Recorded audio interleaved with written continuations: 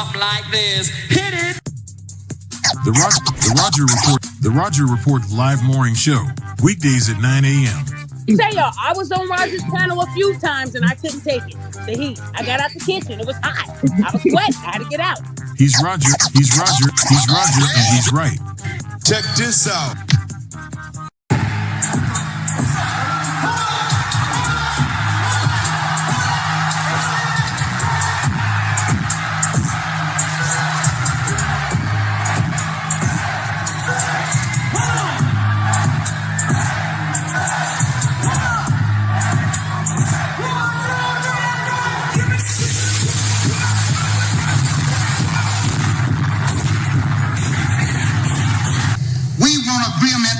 We can live or die. You choose.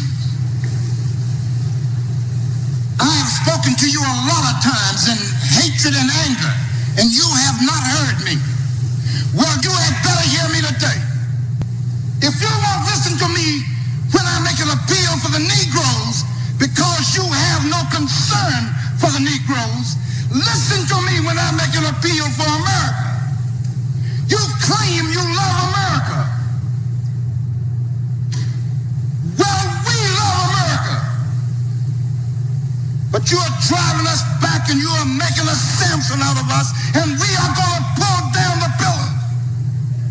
And then you think we have no right to ask for something? Is it too much to ask you to grant us human dignity? Should we be put down and shot to death for this request? If so, you can aim your guns. What the hell do you think we care about dying if you're going to deny us the right to live? Good morning, folks, and welcome to another edition of the Roger Report Live, the best show on social media. If you are new to the channel, go ahead, take a moment out and hit that like button, because this is where you're going to find the best content on social media, and you don't have to worry about it because you're going to have me right here to make sure that happens. And if you've already been coming to the channel for a while, then go ahead and hit that like button, because you already know what time it is, and you know that this is where you're going to get the best content on social media.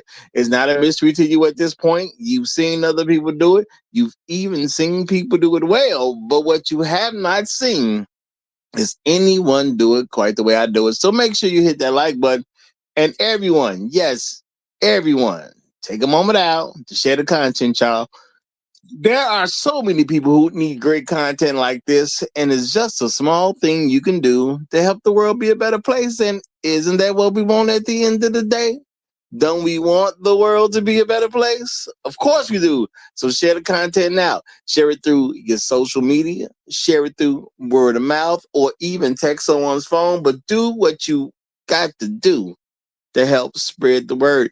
All right, folks, we are back for another interesting episode of the Roger Report Live. You know, a heartfelt episode, if you ask me. We're going to be dealing with Lavar Ball. Tina wanted to go her own way. Yeah, that's the word on the street, y'all. Tina wanted to go her own way. But before we get too deep into this, first of all, let me say shout out to all the people who come through and give me views on a regular basis that make up the fam around here. Appreciate y'all. Shout out to the people who engage with me. People leaving comments after the stream, you know, saying certain things, giving certain suggestions. You know, appreciate y'all. Shout out to the people who make sure, because I know you can't do it every day, but to save up at least one hike for me, y'all. You know, hype me up at least once a week, y'all. Y'all got to get it to me at least once a week, okay? So shout out to the people who do that. And shout out to everybody who takes the time out to hit that like button, because it does mean so much. So shout out to each and every one. And if you ain't done it already, make sure you hit that like button. I appreciate each and every one of y'all. Real talk. And let me give some shout outs to some of the first people to check in this morning, because when you start a show, it's always great to see you got people rocking with you when you're about to get started. But y'all know how it goes. There can only be one. And I want to say shout out to what we like to call around here, the Highlander of today's stream, my main man, Tunnel Runner, has done it again, y'all. Shout out to Tunnel Runner. He is the Highlander of today's stream. Appreciate you big time, brother. Appreciate you big time. Glad to have you in the building. Glad to have you in the building. Always good to see you and, many others when we get started around here. All right. Shout out to you, brother. Shout out to you. Also, right behind Tunnel Runner, we got my main man, Irvin Reed, coming through the doors, sitting at the cool table. Glad to have you. Glad to have you. We got Inspired Truth Broadcast coming in right behind him. Gold Pete checking in. What's happening, my brother? Great to see you. Great to see you. We got my main man, Trail Bentley, representing as he always does. Hashtag long live the habitual line steppers. Hashtag Negroes in the wilderness. Hashtag dignity over vagina. Hashtag Al Gore's babies. Hashtag hey Hydra. Shout out to you, brother. Shout out to you. Great to see you. Great to see you. We got Afro Merchant in the building. Good to have you, brother. Good to have you. Elder Blood is on the scene. Great to see you, brother. Great to see you. We got Kinsey and Red in the house. Glad to have you. Music Man 1982 is at the music, is at the cool table. And Bronk is checking in. Great to see you. Great to see you. Y'all, it's going to be a heck of a day. It's going to be a heck of a day, y'all. We got Lavar Ball. Okay. Who that messed around and gave us a little announcement. He was doing a stream with some, which I believe the dude is white. He's supposed to be a popular dude. Some guy named Neon. He's supposed to be a pretty popular dude. I don't really watch his stuff.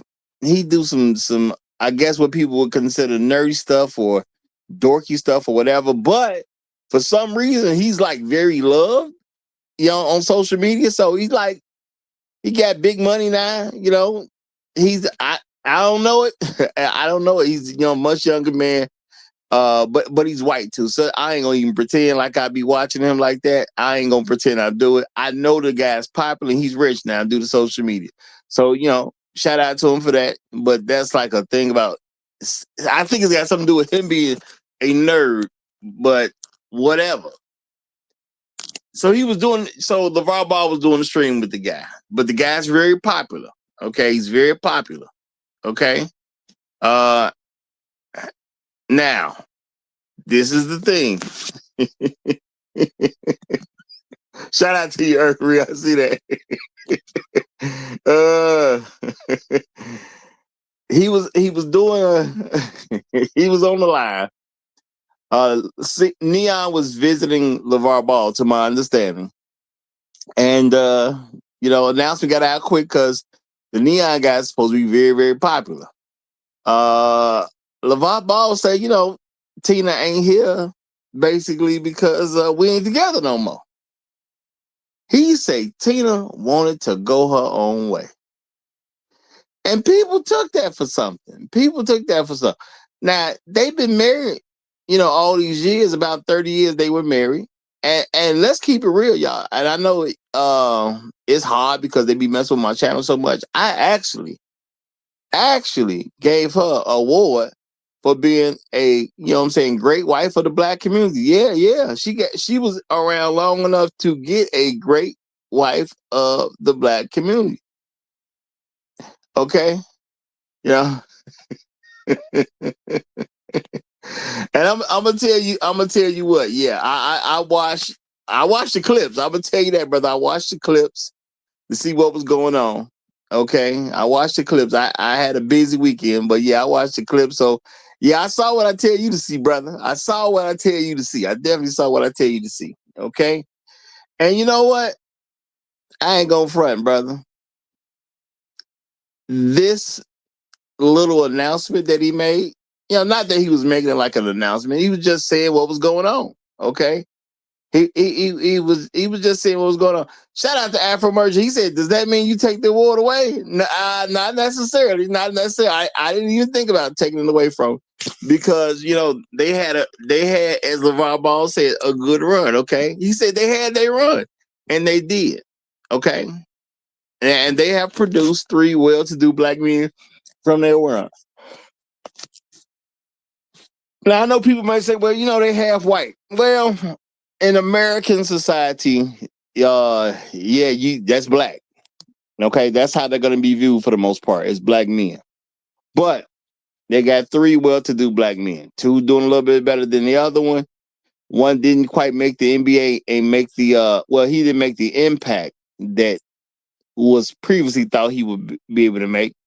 So he got in the NBA a little bit, but didn't really sustain. It is what it is. Okay. Now, this is the thing. Tina is grown. She got to live her own life.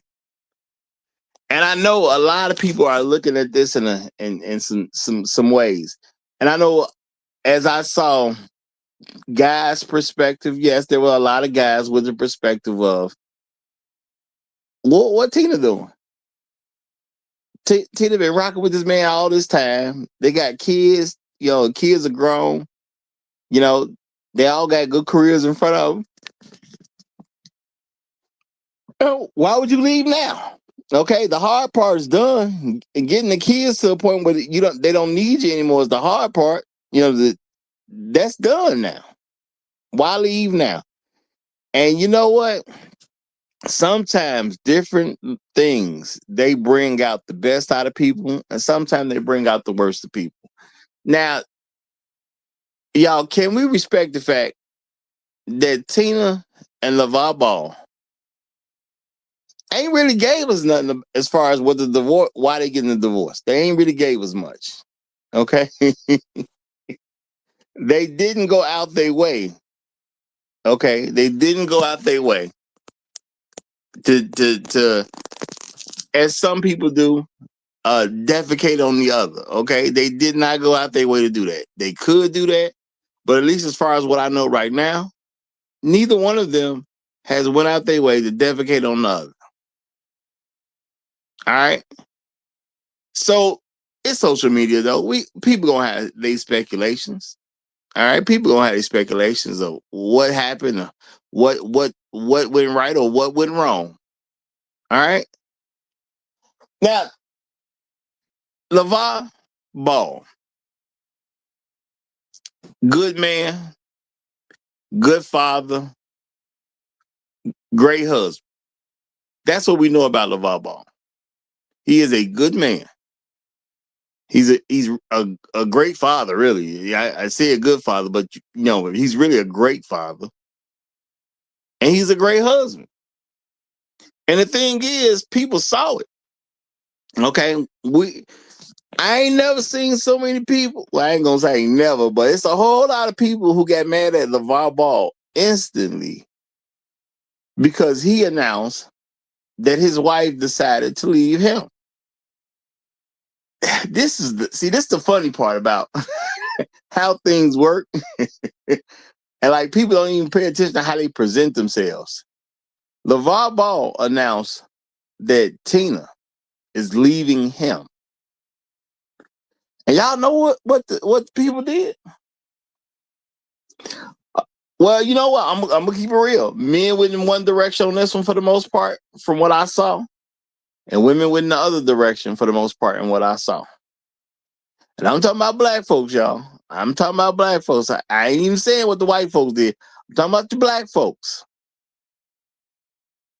Men were asking questions like, "Why did this happen?" And men started defending Lavar Ball because it's public record that Lavar Ball is a great husband. Okay, that's a public record at this point.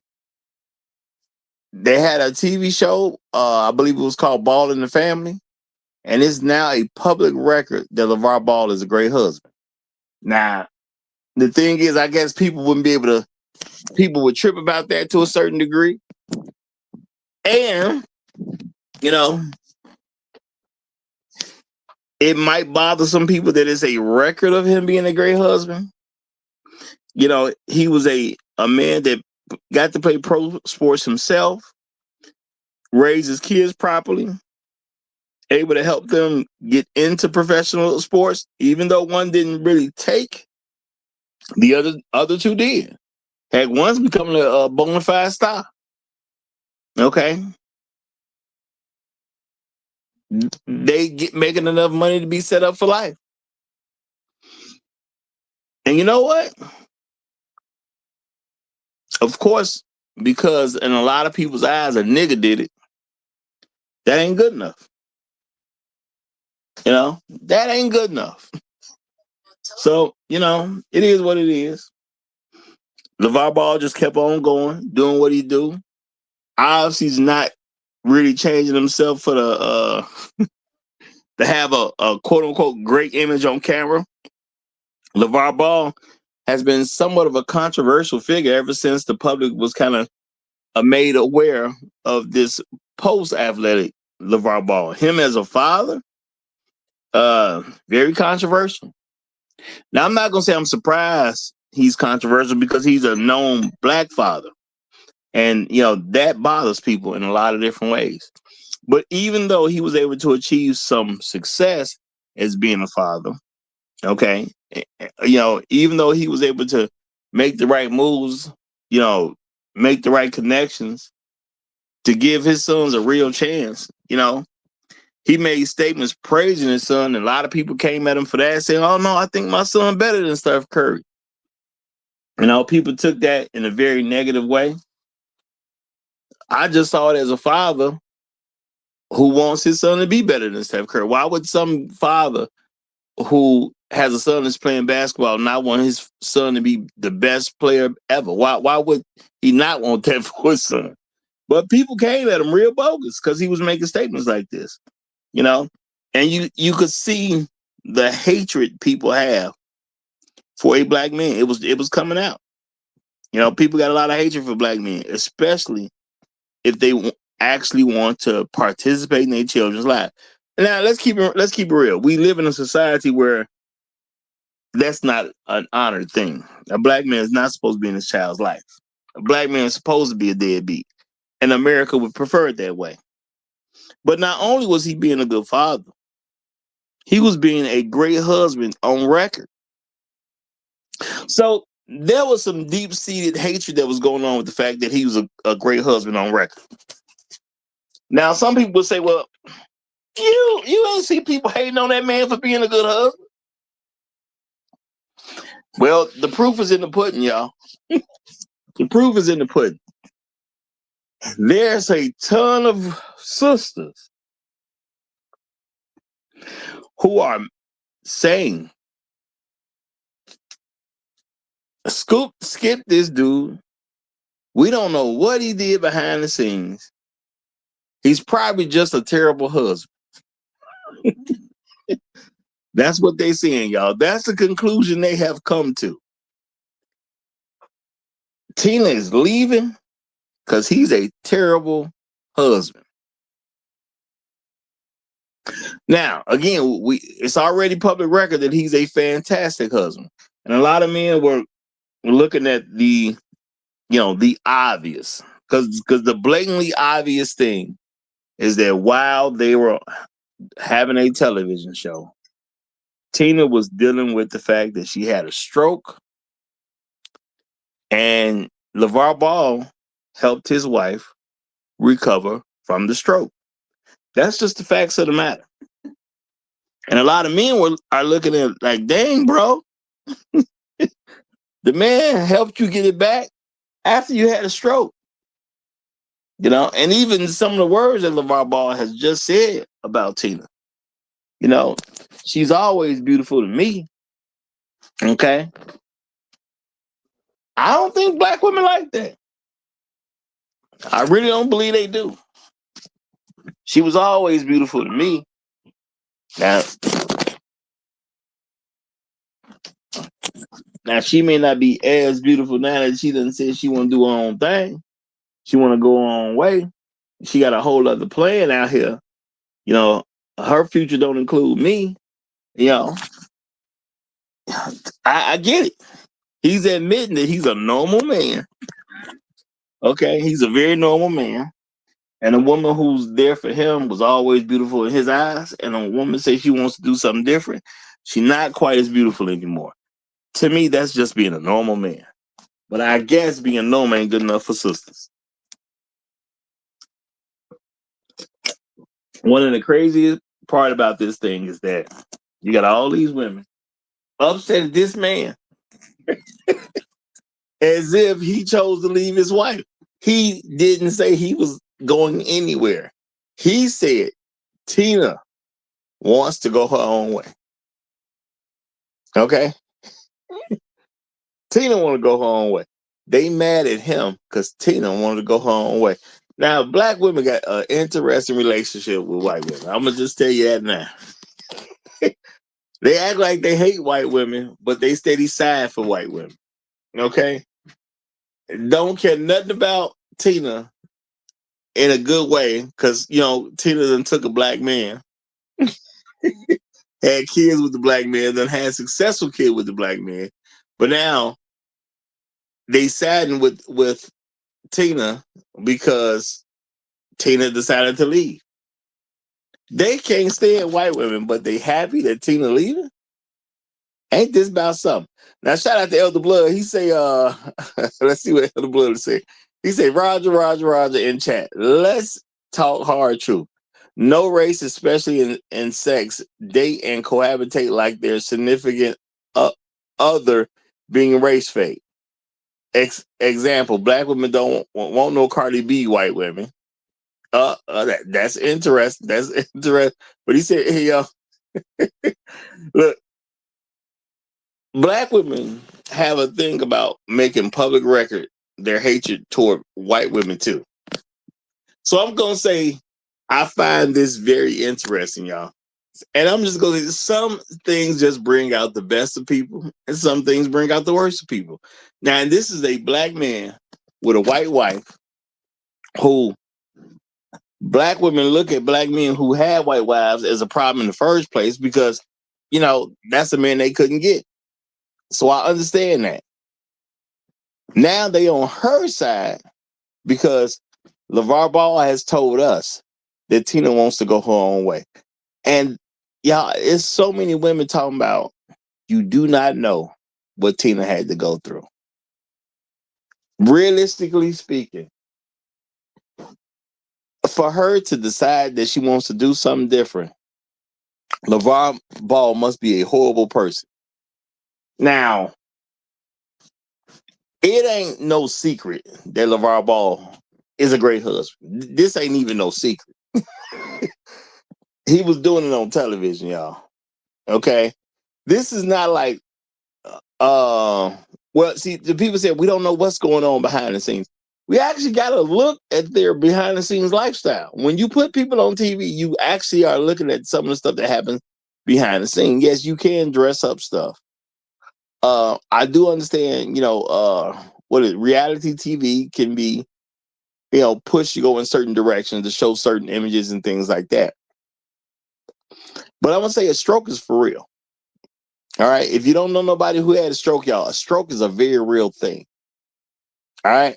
And it has some real effects on people. Some not so bad as others, but strokes a lot of times will leave their mark. And they are tough to get past. Okay? They are tough to get past. Now, LeVar Ball stayed in there with Tina when she did have a stroke. And honestly, I think this is something that is extremely offensive to black women. Now, let's think about this from a realistic standpoint, y'all.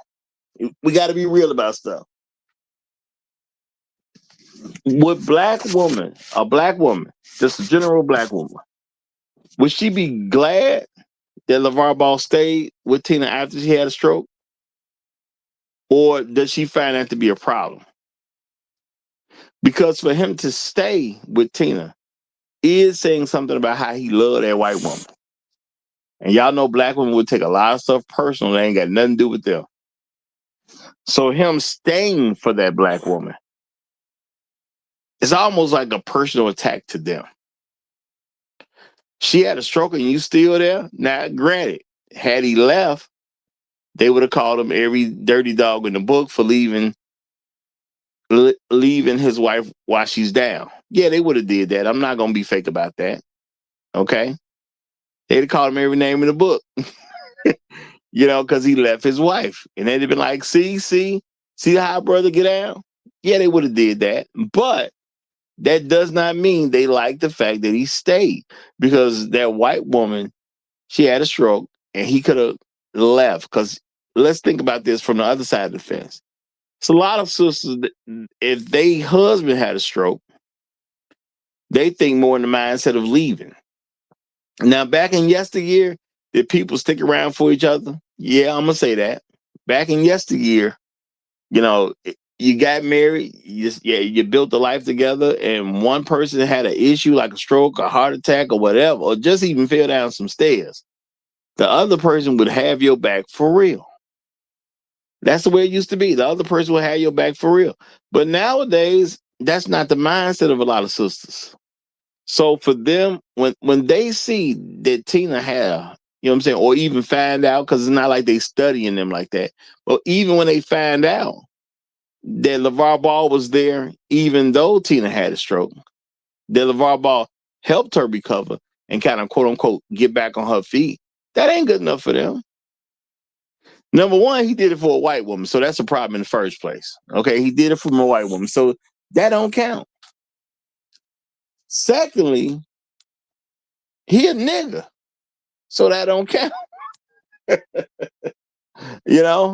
And that's just the way the game go, y'all. He's a nigga, that don't count. She's a white woman, that don't count. So we're not doing that, okay? We're not doing that, okay? All right. And shout out to Elder Blood. He said, Roger, please read my comment. Roger, I was just explaining to a old military group of friends yesterday who couldn't understand why I always supported Kanye West so favorably. Got you on cash. Oh, thank you, Elder Blood. Thank you, Elder Blood. No, and no problem. There's a lot of things that go on in people's minds, okay? And I got a guest backstage. I'm going to bring you up at the 30-minute mark, brother. You just give me like 3 minutes here. Give me like 3 minutes, okay? Look, man, LeVar Ball could not win in this situation because LeVar Ball was a black man who was married to a white woman. So, according to the sisters, there was no way for him to win. There was no entry point where he can win. At the end of the day, being a good husband to a white woman does not count with them. That don't mean you're a good husband. And you can go to a lot of their things right now and see a black woman reporting on this. I seen black women throw all kinds of shade at just LeVar Ball. I saw shade thrown at his sons and everything. Man, it's shady out here, bro. It's super shady out here. But hey, that's the way people are deciding to get down. Okay. Sometimes people just don't like you.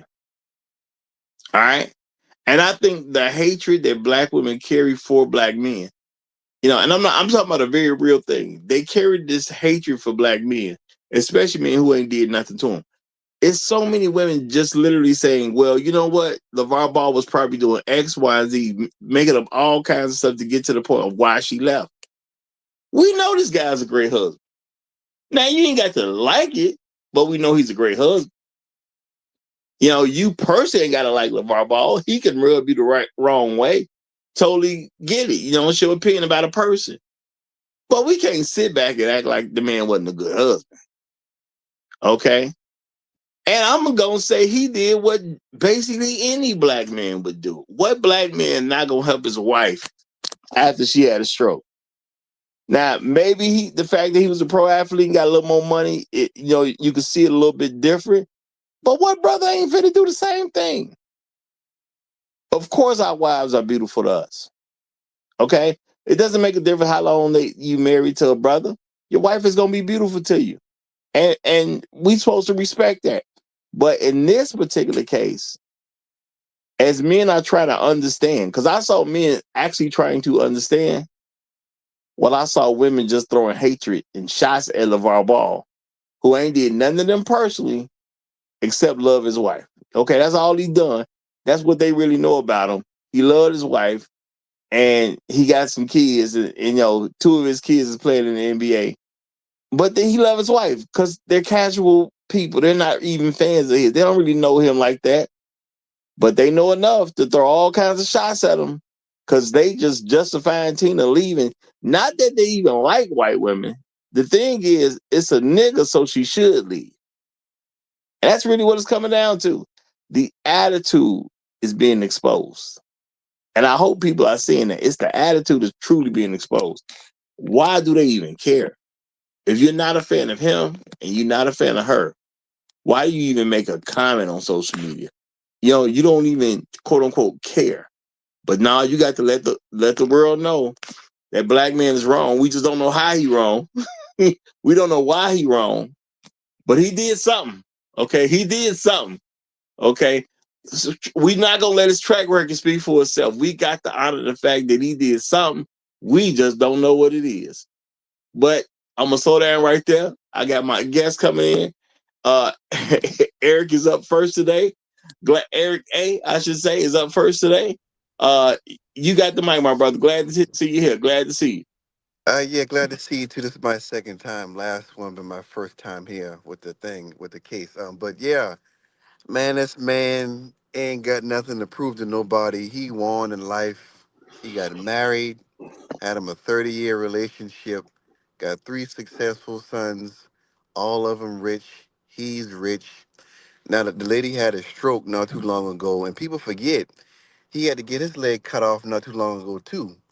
So you got two sickly people up in age, so they lived a pretty good life so far. So I don't know what the hoopla is about, but like you were saying about the sisterhood, they happy anytime a black man face into any type of hardship with a man that's not, with a woman that's not, who don't look like them. So that's to be expected. So I don't know what I don't know what the hoopla is about. Even he said they had a nice run. Lavar Ball said that. So I don't know what the big deal is. I mean, they had some success, had successful children. All the children, like I said, everything, it's time for them to move on to, different, areas of life. So. Okay. And I'm gonna say, just so people know, I did look it up just to see what's going on with LeVar Ball and the amputation. It says LeVar Ball had his right foot and portions of his right leg amputated due to the severe complications from diabetes. So yeah, he's dealing with some stuff, but that's what happens. We get older, we start dealing with stuff. We supposed to marry young, you taking a risk, and then when you get older, stuff gonna happen. Now, I am not going to say Tina left because he's having some issues. This is what marriage is about. You get together young, you build the best life you can, and you have an understanding that as we get older, our bodies are going to start to break down in different ways. Just depending on the person, genetics, how we treated ourselves, what we ate, all types of things. But when you get older, it don't work like it used to. It just is what it is, y'all. I remember when I was 35, I woke up and I was trying to figure out how I hurt my side. And all I did was go sleep. But things don't work the same way. Okay. Issues are going to come up. Now, I'm gonna say shout out to the brothers for questioning what the heck is going on, because they're, a lot of the brothers are taking an attitude where he helped her through the struggle. Like, why would she leave him? Not saying that they were saying anything dirty or nasty toward it from what I saw. It was just I saw brothers being in question, and of course there was some people who were saying stuff like, well, you just can't trust them, no matter who it is, no matter what, you just can't trust them. Now, I'm not saying they're wrong for saying that, because in the reality, in this particular situation, they're literally looking at LeVar Ball, who trusted Tina to be there no matter what, and they Mhm. are seeing that betrayal of that trust. They are literally seeing that. So I can't say they going crazy or saying anything wrong. Now, the women being so upset about a man who didn't do anything to them, Yeah. you know, he not married to no black women. Black women, come online talking about how they can do without us and all this other stuff, and he ain't did nothing to no black woman. Heck, he And don't even got no black daughter. and So at and the end of the day, he kind of, from a public perception, he been totally out of it when black women, they don't even come up in his public world. and we all But they, know that hold if on, let he me just say, but oh, they go ahead. mad at him anyway. He ain't did nothing to no black woman, but they mad at him anyway. Go ahead, brother. Same thing with Kobe and everybody else. Their first thing when when Kobe passed away, they was I felt what the money going at it going to the Hispanic community. So if it's not perfect to them, it don't count. And you got to think about it. These people, I mean, with them health issues and their age, it ain't so many people they can date. It ain't like they going into new relationships or nothing. Not with them health issues they got. I mean, so What it ain't a really for them really to go just to be. I guess get some type of a health care professional to look after them and live like that. But you can't do but so much when you like got your stroke or got your leg cut off for the most what part. what this what I'm saying is something beyond just that. Yeah, Kobe had daughters. You yeah. see what I'm saying? So there's some type of connection to black women there. LeVar No, that's Ball no, got not true. No, sons. no, I don't think it's like that. No, I don't No, think no, because no. It was the point I was making before you just started into what you did. I'm making a point. LeVar Ball's public lifestyle don't include black women at all. He got sons. He don't have daughters. Okay. yeah, yeah. But Everything is Kobe, about what he's doing with his sons and his wife, which happened to be a white woman. And I'm just saying this is just happenstance.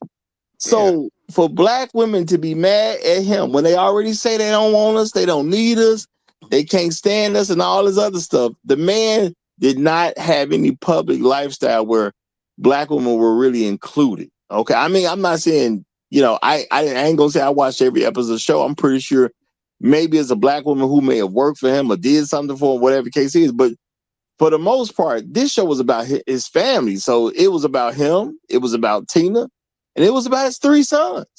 So the black women don't even have no black woman thing to point out to be mad at him with. Yet they coming at the man like he did something wrong when he all he did was say Tina decided to go her own way. He didn't throw no shots at her. He didn't say Tina wrong. He didn't even say Tina bogus. He said, man, we had a good run. yeah. He did say that. And I'm gonna accept it for what it was. You know, if you could get it for one day, what I have for 30 years, you're much better off. But they came at the brother anyway. So I'm just saying this little story is really showing how black women look at black men, and the hatred is there no matter what. Yeah, Again, no black woman's included in this. Yet yeah. the hate is coming anyway. In 30 years compared to average black marriage these days, 5 years. He did 6 times better than he would do with any type of black woman. Now, I highly doubt if his wife was black. I highly doubt they would have sons going. It could have been possible, but I don't think it would have been that successful if he didn't marry black. So What he did the right thing. And one Well, thing about I'm it, I'm I'm saying I'm real quick. saying regardless of any of that, Yeah, there's literally no leg to stand on to be mad at this man. He is yeah, a black man who married a white woman who had three sons, and black women were not even included in the story. So why are they attacking him now? yeah, Th- and that's that has nothing to do with people's track record about this. This yeah, is just we hate these niggas, and we hate these niggas no matter what. that's true. And you said something about when I said something Well, about well, well Kobe. hold fast. I got two other guys I got to get in. I got two other guys I got to get in. Um, I'm gonna say let that bra go. I'm not saying that, but we got let that bra go who done came up, and we got Brunk that done came up. So, let that bra go. Go right ahead, brother. You got the mic. Hey, happy Monday, everybody. What's up? Happy Monday, brother. Happy Monday, bro. I don't understand why people are so butthurt over what happened with old boy and the girl. You know, if in this day and age, with these mercenaries, you're fortunately enough to get a 20-year run and you get, I don't know, one or two sons, and all of them are successful in their own rights. You don't have sons who are begging, cash app begging, e begging the internet for nothing. They are all successful in their own rights. So she didn't break up the family when she was younger, tighter, and better. Okay. So I think he had a great run. 30 years, three sons in the NBA. Let's say she decides to leave, right? What could go wrong? Let's say oh boy had, I'd say 20 million, 25 million, and she takes half. So that's 12.5 million. She's well in her 50s. What does that make her? She's not gonna use her 12.5 million to change the world, change our lives, or anything. Okay? It's just a scenario where an old broad with several millions of dollars who just gonna buy young dick. That's all she gonna do. Because any man who's serious is not gonna do anything with her other for a buzz down. Okay? She just she just wanna be a buzz down. She wants to run the streets because she thinks she has two strokes left in her and she wants to give it to the young men. That's it. Okay. So for me, if the divorce is not messy and she doesn't try to clean him up and take everything he has, I say he got off pretty easy. I don't know how many men do you know have three sons in the NBA. I've never heard of that. You got three. So three successful sons, one marriage, 30 years. He done ran through her. Now, he probably hit that pink slap more than anybody else can ever dream of. She's somewhat loosened out, that gripping I get used to, and she decides to finally decide to go run them streets. Let her go. Let her go, man. Come on. What you need her for? If after 30 years you didn't get the best out of her, that's not because of her. That's because of you. If you didn't hit the back door after 30 years, that's because you didn't want to. That's not because she didn't want you to hit it. You didn't do it. So you can no longer be jealous of her anymore. So what if she with somebody else? So you've been hitting that thing for 30 years. Let that bitch go. Let her go. Let her go. All right. That's your 2 minutes. But let me say this to clarify, because we don't want any false narratives going on. Uh, there's no indication that she's with somebody else. You know what I'm saying? So that's not a thing that's out there. There's no indication that she's with anybody.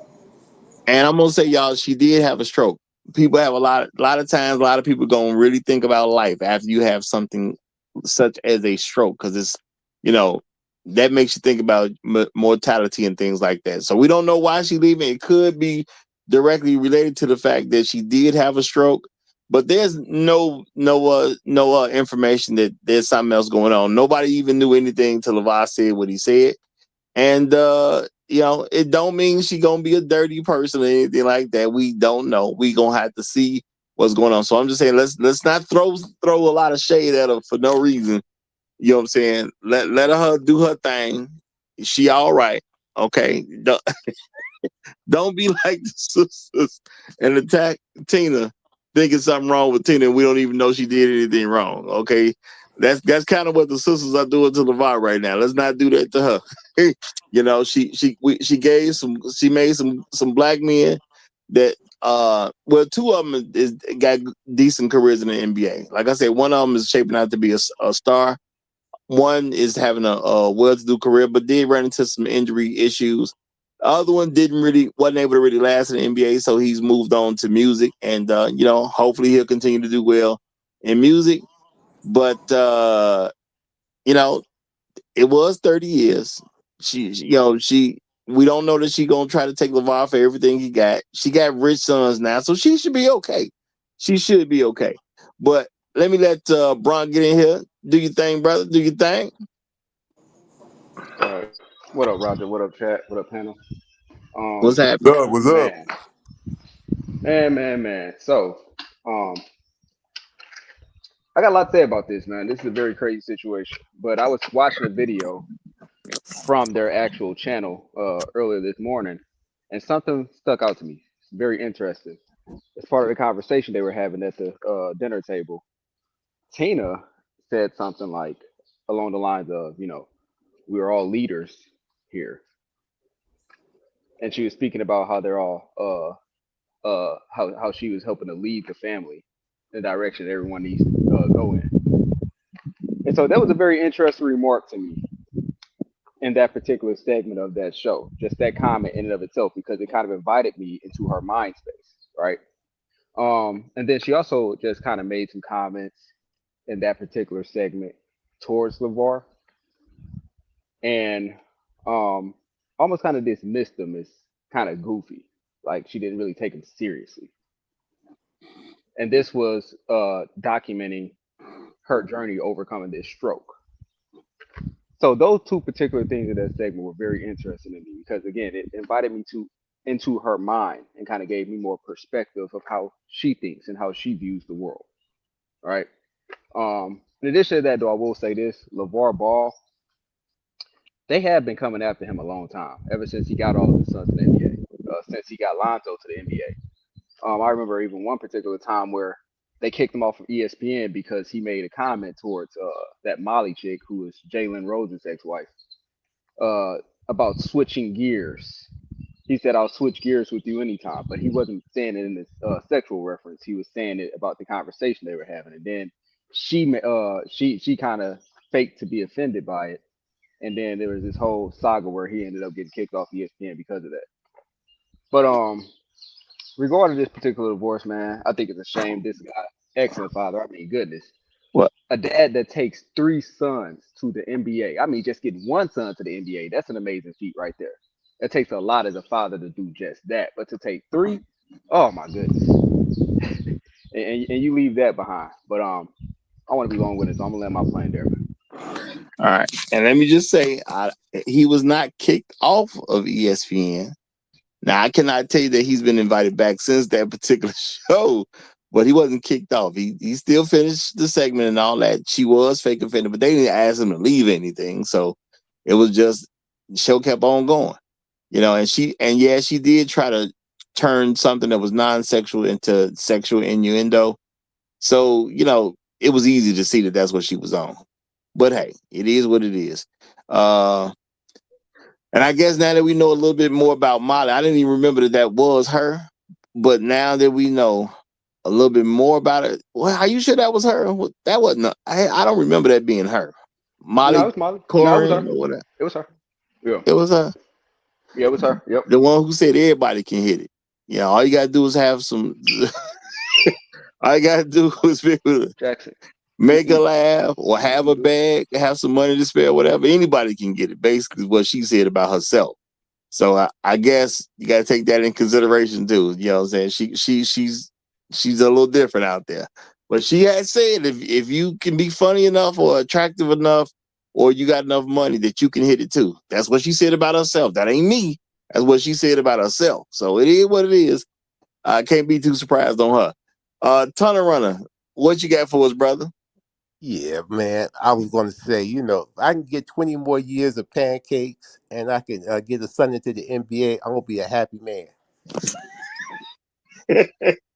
So 30 years of marriage, I see that as success. I see that as a success getting your boys into, or you got all the boys going, one in the G League, and the other two in the NBA. So I see that as a success. And like you said, he's walking away, and she's not running out here talking bad about him.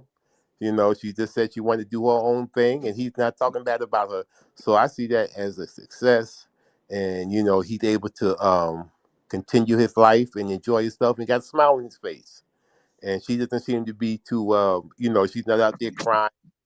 She's not out there talking bad about him. So it seems like, I look at that as, a success. But my father told me that, a woman knows if she got a good man in 5 years. A man don't know he got a good woman until 45 years of marriage. Father's throwing some real stuff out there. All right. Now, shout out to Black Hulu Strikes. I appreciate you, brother, because I definitely didn't see it as her.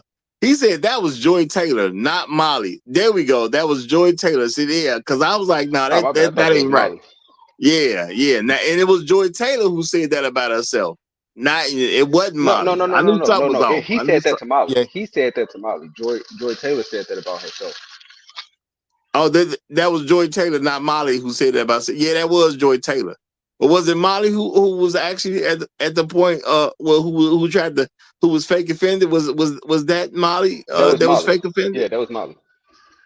Okay, well it is what it is. A lot of women be up to no good, so maybe it was Molly. you know, you can't put a lot past a lot of them, and that's for sure. So it is what it is on that note. But yeah, she was definitely playing dirty pool on that one. She was definitely on some dirty pool stuff on that one. Yeah. But I'm gonna say that when it comes down to it, y'all, when we keeping it real, all right. This shouldn't be like a polarizing situation. I'm gonna say that there shouldn't be this thing where you can kind of see opinions kind of cut down the middle, where the men are asking questions like, man, like, can a brother catch a break? He been there for 30 years. You had a stroke. He helped you get past your stroke. I mean, what's enough? And I think that's a very legitimate question for men to ask when you see something like this going down. Like when is it enough? And for some women, y'all, it's just never enough. I'm not gonna say Tina. I'm just gonna say that for some women, it's just simply never enough. That you will never actually be able to satisfy some particular woman. Okay, that's just where the game go. Okay, so you got to be careful that your woman is one of those ones who cannot be satisfied, because there are women who just can't be satisfied. So there's nothing you're gonna do that's gonna make them cool. Now, the thing about black women just coming out attacking LeVar Ball because he said that Tina wants to go her own way, I'm gonna say that's just crazy. Because number one, he was a football player, so they don't know him like that. He was a football player from a long time ago, so they don't even know about his football playing career for the most part. He got sons that made it into the NBA. They may possibly know something about that, very likely because of social media. They possibly know about that. So why they mad at LeVar? They just mad at him because he was with a white woman. That's what it come down to. They mad at him because he was with a white woman. And the fact that he was with a white woman, that's enough. You didn't need anything else. And shout out to Black Who Was Strike. He said that was Molly that was fake offended. Appreciate you, brother. Appreciate you. It was Molly that was fake offended. So, he's confirming what Bronk saying. Appreciate you, brother. And appreciate you, Bronk, for throwing that out there. Now, the thing is, let's look at what LeVar did wrong.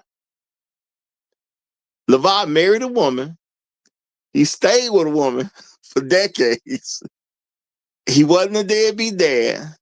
He was very involved in his children's development. And, he's not really known for doing anything else. Now, I know I said, let's look at what LeVar did wrong. And then I named off these positive things. When it comes to black women, that's what LeVar did wrong. It's that simple at the end of the day. That's what he did wrong. He was positive.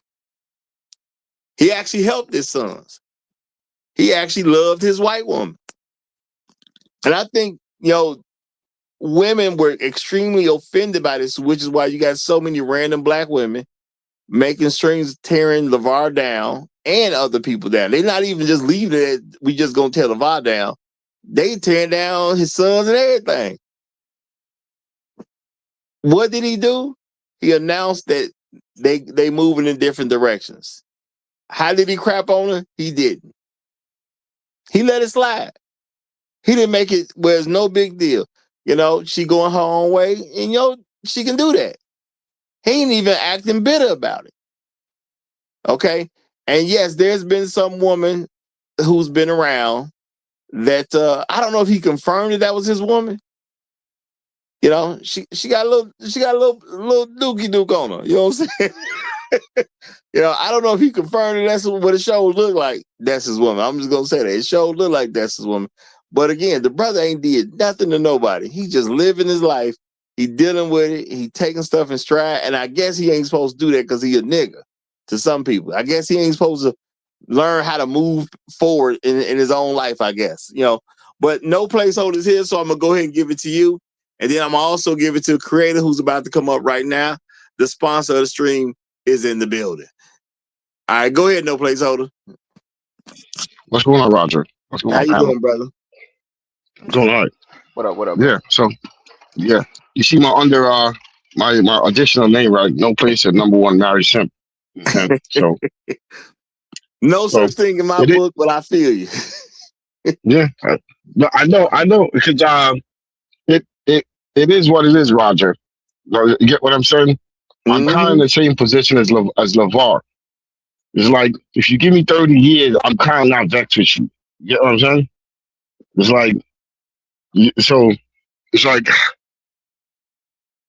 I mean, I want to say the whole idea is that we should be death do you part, and I am also basically a little disconcerted that that she didn't stay with him in his time of needs, and he did the same for her. But we are in a culture, Roger, where the women like what you got out of her is the best you're gonna get going forward. You get what I'm saying, Roger? It's like you're not gonna get 30 years from 2026 going forward. You just not. You're saying? You're not gonna get 30 years. You're not gonna get 3 sons. You're not gonna let her. She's not gonna let you raise your 3 sons in the house with you the way you want to raise them. Get what I'm saying? But it's like, and I don't know. I'm saying, like you said, there might be other activities associated with that. I mean, you might have been doing other extracurricular activities that made her kind of like silently upset, and that we don't know about. That made her basically kind of respond the way she's responding. But in the overall grand scheme of things, I don't know, 30 years. And I'm saying, because I mean, even myself, I said, I will be looking for a reset though, Roger. I'm saying, to be quite frank, I can understand why he has a little smaller thing on the outside, because I'm saying, you're gonna need a little reset, Roger. You know what I'm saying? You can, like, 30 years, the same thing over and over and over. I'm like, it's like, I'm saying, but an environment is designed for the women to basically benefit when they leave. So that's not a, that's one of the reasons why they incentivize her, because obviously she was in an environment where she gets nothing when she leaves. She would have stayed with him. But you know what I'm saying? But otherwise from that, I mean, I'm kind of with the ball. Like, she want to go her way. It is what it is. Let her go her way. We'll take care of her, because it's not like we don't have a couple of millionaire sons. You know what I'm saying? So, you know what I'm saying, worst case scenario, you know what I'm saying, we all right anyway. But I'll end there, Roger. I appreciate you, brother. Appreciate you. Shout out to Elder Blood one more again. He said, on my last comment, Roger, I am through. There could be 10,000 books written on just that truth alone. Men just don't get it, because since the beginning, black men hasn't been taking a class and listening. Well, I'm gonna say these things pop up. I'm gonna say Lavar is taking it great. It seems like he kind of got a sense of what's going on. And I'm actually very proud of his reaction, because, and if there was a negative reaction, at least they were smart enough to do it without being public about it. And the public reaction is fantastic. I think people may have a problem with how good he is from that public reaction. But again, what is he supposed to do? Sit there and stew in it? Or just move on like a man? Okay. People say this whole thing about you got to take it like a man. Obviously, at least from a public perception, he's taking it like a man. And it's like, okay, so why y'all mad at the brother? He doing everything the right way. But I'm gonna say shout out to Black Rule Strike. I'm about to read this. I think this is an extremely powerful comment that you will not be able to get around. Black Rule Strike says Lavar was publicly successful. Y'all hear that? Very publicly successful. That's right. With a white woman. Black women will never forgive him for doing that. I think that's an extremely powerful thing that Black Rule just put there. And I don't think anybody should ever forget that. He was very publicly successful with a white woman. So, you know, for the black women not to go get their bows and arrows, not to go get their slingshots, not to go get their guns and shoot at them and, you know, throw rocks at them and all that. Yeah, I don't think there was nowhere in the world that could happen Now again, they're mad at him because he announced that she leave. It's crazy. And They Roger, said that Roger. he couldn't keep the white woman, I guess. They ain't want him with the white woman, but now they mad he couldn't keep the white woman. But Creator, you got the flow, my brother. Do your What thing. what up, man? What up, man? So I think he could have kept her, right, Roger? He kept her, but I'm gonna say shout out to the men that endure. You understand? Shout out to the men that endure, that last longer than what they thought you was supposed to last. They thought you was gonna quit long time ago.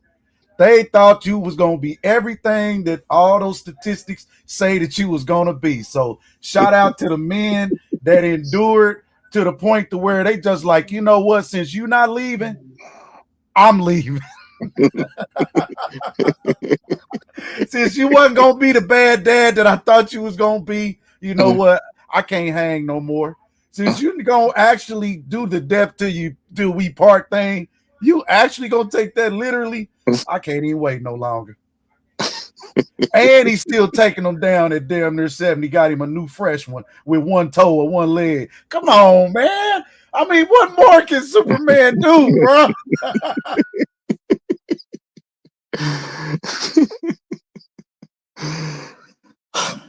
That's a good point, brother. That's a good point. uh Now he done been to his version of the chop shop and he's still pulling. Okay, he ain't all bad. That's all I'm gonna say. He ain't all bad. Okay. Hey, come on, and still getting it after all the, like you said, a very public relationship, a very public life. Being in the NBA, being as I'll say boisterous and sticking his chest out as he do. The "how dare you" attitude, or "how dare y'all" to "how dare me" attitude. Man, I'm with the guy, man. I mean, shout out to that man. Yeah. I'm with you 100%, y'all. And I'm just saying, to me, this really just shows. See, when black men start asking questions like, well, what did he do wrong and why is he getting left? And which in this particular scenario are totally legitimate questions. Because we know about this public lifestyle he's lived with her. Why shouldn't the man ask, well, why they getting divorced then? We just saw this man help her, through her stroke, and he was there for her. And he talking about, and let's keep it real, y'all. Before this news came out, Lavar was talking about how beautiful she was and how she basically just still started him. He was saying that because I talked about that myself when I covered what was going on. And with their life. She's always been great no matter what, as far as he is concerned. Now, for him to say, well, now she's not as beautiful as she used to be when she's talking about going the wrong way, I'm glad he said that. That's good that that's hitting public airwaves. But it ain't nothing to be pissed off at him about, you know. Hold on, let me read this, y'all. Shout out to Serious Rod. He say facts. Lavar is proof of what Roger say. Black men don't leave. Well, we don't. It is what it is. For the most part, the only way a black man is gonna leave is he got to get cheated on and people got to find out about it. That's about the only way black men gonna leave. That's just Well, a real thing. It has to be some serious energy force to force that man to leave. Them type of that, I think. So it's indicative. The way he treat his boys is how most men treat their kids. This is how most men feel about their kids. We are really intense and fanatical about our kids, and it's like, you know what, you suck, woman. But because you had them kids of mine, I couldn't even imagine leaving and leaving them in the hands of your suckiness. So I'm gonna go ahead and be here, right, and make sure that they raise properly. Make sure that I have to keep your stupid self safe, right? Golly, and he endured. He did it, right? And listen, I'm not beating her up because she obviously had a pivotal part to play in raising those children. But the relationship dynamic, could be questioned all the time. Parenting, I think they both excellent parents. They raise great kids, an example of what parenting should be. They marriage, I don't really know because I'm not into it, but just based off of him being him, like a lot of women say, he's a lot. And I'm gonna say this. When it come down to it, y'all, see, because people want to prove a point, you know what I'm saying? Especially some of these content creators on social media, because they want to prove a point, they want to throw in and harp on something that may not really exist at all. I'm gonna say I know that she's been through a stroke. She's not the first person I know of that has been through that's had a stroke. I know people in my personal life that have had strokes. Sometimes when you have something like that go on in your life, your perceptions start to change about very important things. And you start to ask yourself questions. I'm not even going to say Tina's leaving for a bad reason. I'm giving her some benefit of the doubt because she just got past, for the most part, she just got past getting her health back together after she's had a stroke. Now, I don't expect a woman who just had a stroke to say, I want a divorce. I don't expect a woman who's going through rehab from having a stroke to say, I want a divorce. I don't expect no woman who just got past rehab to say, I want a divorce. It take a little time for you to, if you can get back right, and if y'all know people who have strokes, some people never fully get back right. You know what I'm saying? You can see a side of their face is drooping or whatever. That's an obvious sign for people who had strokes. They face ain't even symmetrical anymore. So these things are tough to get past. So my thing is, she was on TV and people seeing her going through rehab for her stroke. We don't know how embarrassing that was to her. Maybe she thought that was an embarrassing thing, you know. But the contract was signed, so you got to do what you got to do at that particular point. Maybe this public life thing, she don't want to really deal with it on these terms anymore. You don't know what people are saying to her in the streets. So I'm not going to even necessarily say she's leaving because of what's going on in the marriage. It could be stuff that's going on that's hovering around the marriage. But at the end of the day, some people fold under pressure, y'all. So was she a bad wife? Not that I can tell. Okay. I Could it can't have tell been? that. Could it have been maybe she was unselfish, right? Maybe after the stroke, she's kind of feeling, not as as she was. And so, do you know what? I know he's still again with his conditions and things of that nature. She just probably didn't feel, as wifely as she should, and then maybe he's, just kind of moving on, just being who he is. She may be being unselfish. Say, look, you know what? It's probably time. You won't do it. I'm going to do it for you, right? Not necessarily that they had to get a divorce. Just saying, hey, I'm going to free you so you can be free for the rest of your life. I hear you, brother. I And hear Roger, you. Could sometimes just the a person thought. has a stroke and they change. They're just a different person. After they have a stroke, they just not the same person. There's something about them that's different. Some of the stuff that they used to like and love, they don't like anymore. They just because the mind is just it can be very fragile. So a stroke can really mess you up mentally and your feelings and stuff like that. And she just be a different person than what she was. Absolutely. Absolutely. And I'm giving her some benefit of doubt because of what she's already accomplished in that marriage. She's been with the man for 30 years. You know, I gave her a shout out as being a great black woman or a great wife of the black community. You know what I'm saying? Which she has been.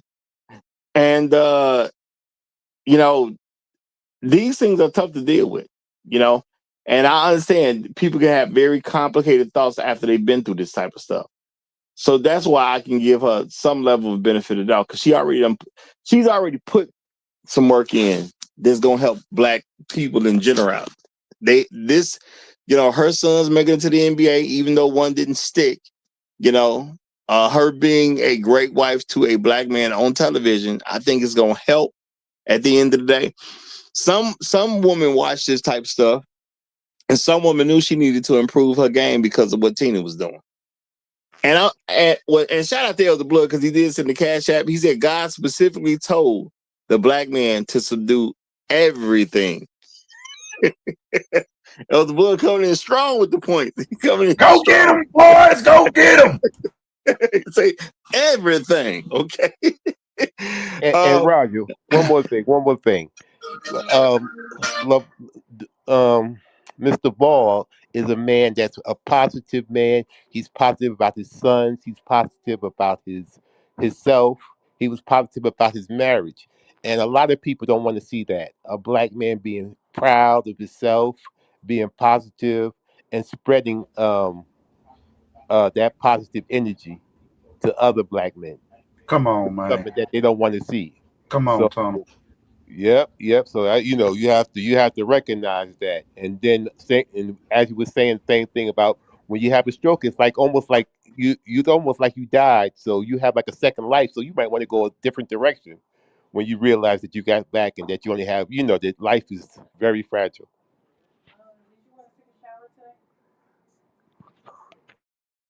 You is absolutely correct. Life do change. That's a life changing situation. Hey, gentlemen, I got to take a very important phone call, so y'all got it for right now. Y'all got it, okay? I'll be right Yep. back.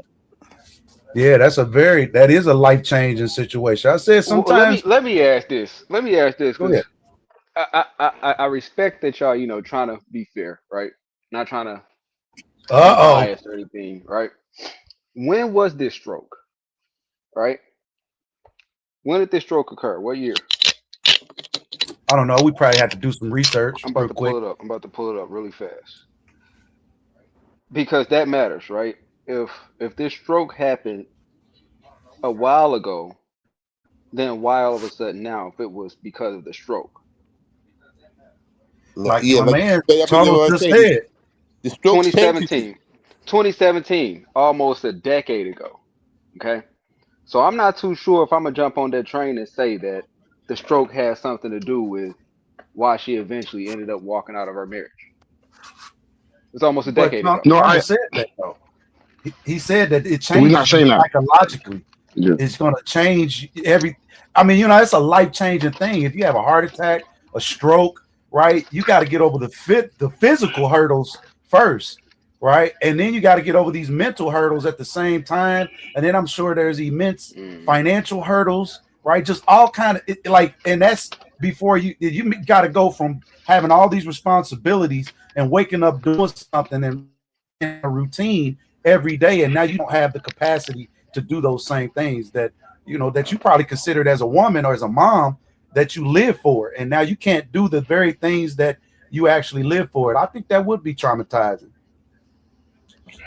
Yeah, I think I have a different approach to it. While I take the stroke into account, I will have to say that it's more likely what happened was that this is my extrapolation that she was kind of a little ticked off about him having certain extracurricular activities, and then he went and got himself in a situation where he now lost extremities, whether it be foot or leg. Um, so she probably like the last thing I'm going to do is take care of you after you basically give me like that. So and she's like, I'm out of here. You know what I'm saying? So I don't know. That's just the way I see it.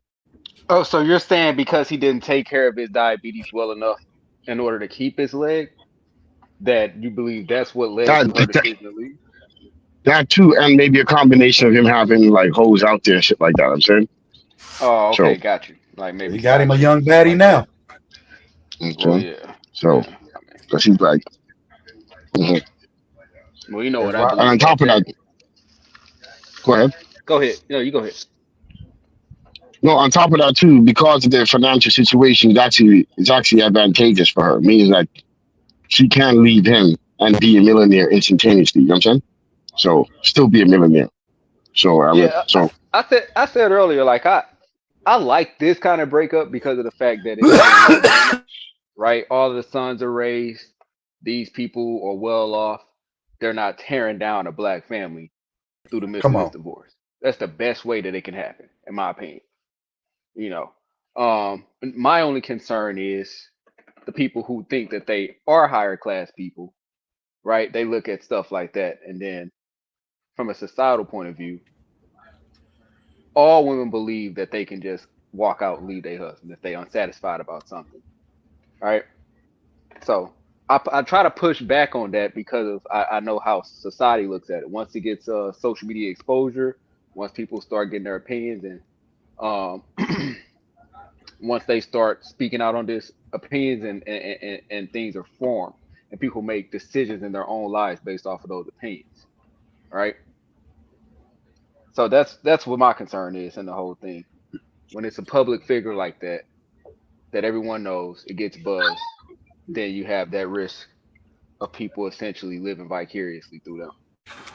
That's what I like about this guy, man. I like this guy that he was unapologetic about who he is and how he put himself out there. He didn't get on ESPN and start to try to speak, and nah, he was still that hood guy.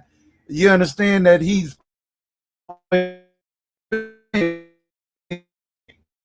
his vernacular, right? You could tell he was one of us.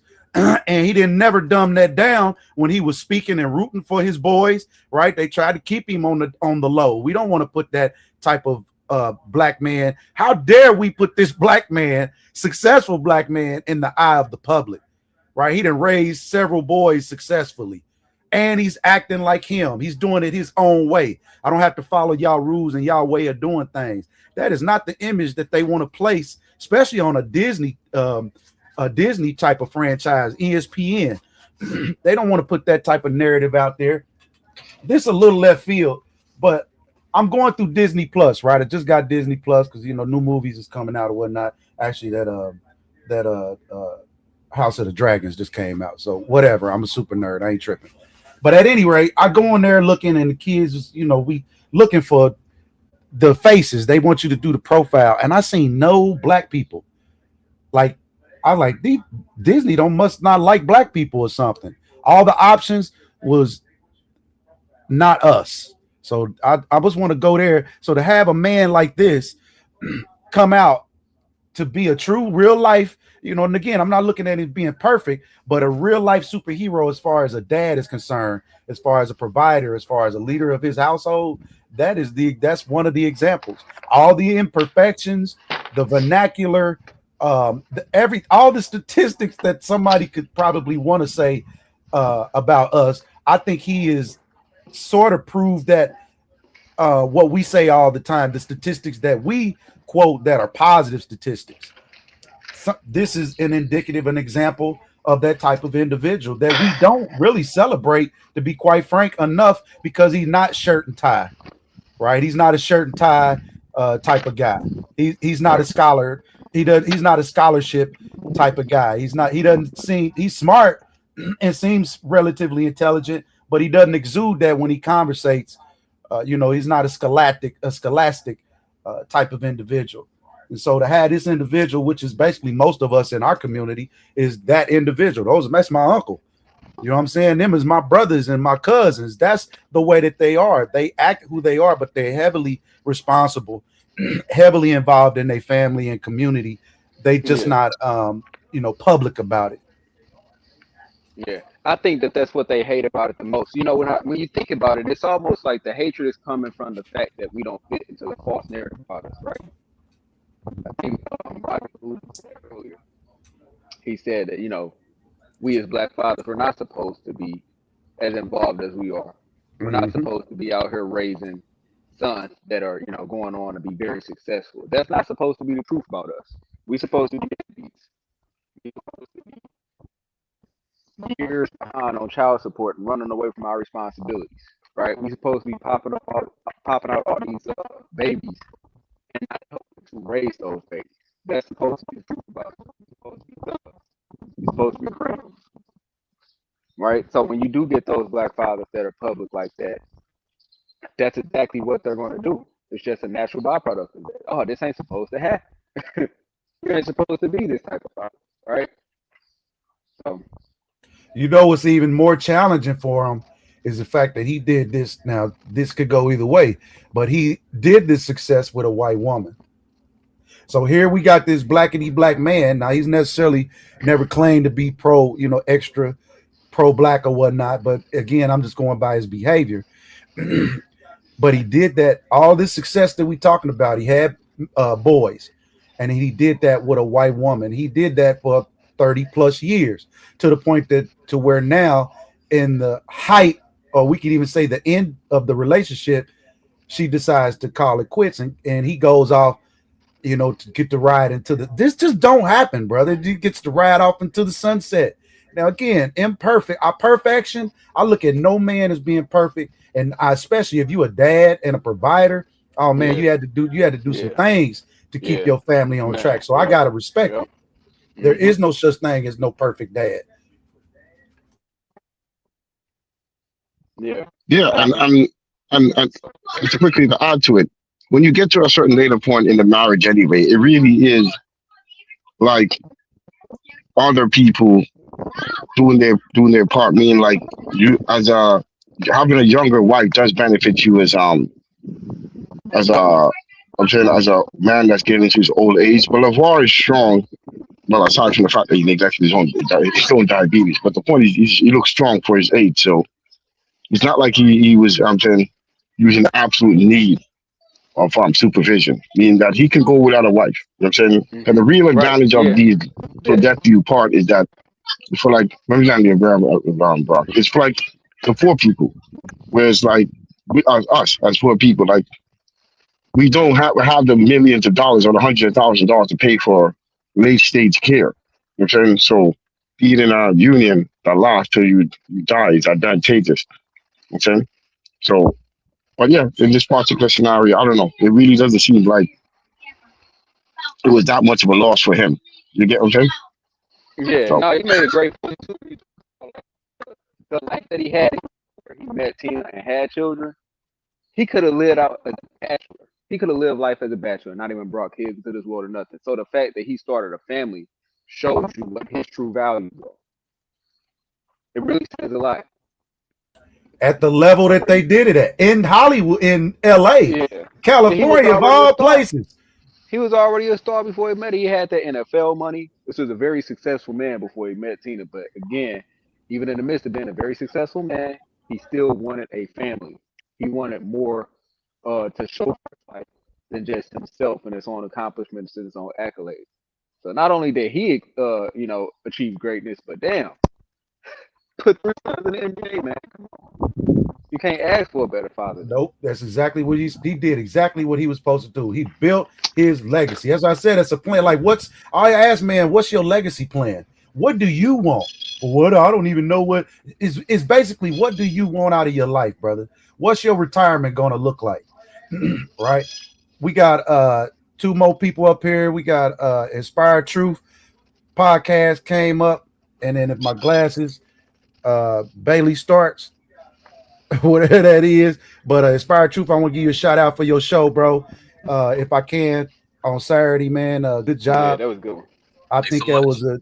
a excellent show, excellent trajectory, and where you're going, and having it structured and kind of lined out on your points. So yeah, I checked you out, man. Y'all check my man's out. You ain't doing nothing on Saturday. So hopefully, if he can, you do that chronologically, we there to support, man. But Thank you. I go ahead, appreciate man. that. Speak out peace, man. Speak out peace. All right, I might be kind of throwing a little bit of a smoke bomb in here, but I think that what I see, what we all see here is that for the most part, we aren't too mad about it because it turned out to be like a 30-year marriage, and we pretty much are happy and content with seeing something go that long. And I think that we will probably agree that for the most part, we're lucky if we can get half of that, like maybe like 15 years of that. So I kind of think about this idea of maybe we should not, I mean, collectively, maybe our society should introduce this thing called like a 15-year renewable civil contract, like where you can have like 15 years that you commit to rather than a whole lifetime because you kind of want to go into something with clarity when you get into like these contracts. We kind of like romanticize contracts instead of actually really dealing with what we're actually getting, like what's actually happening, what's actually occurring. And that instead of like kind of all of these damn like stuff with prenups and what's going to be counted on the prenup and what's not going to be counted in prenup, like just put all of that in that 15-year contract and then just be good. You can still have like your wedding ceremony and all of that stuff that's on the optical side of things and romanticized side of things, but then the thing that you actually sign could be like that 15-year social contract.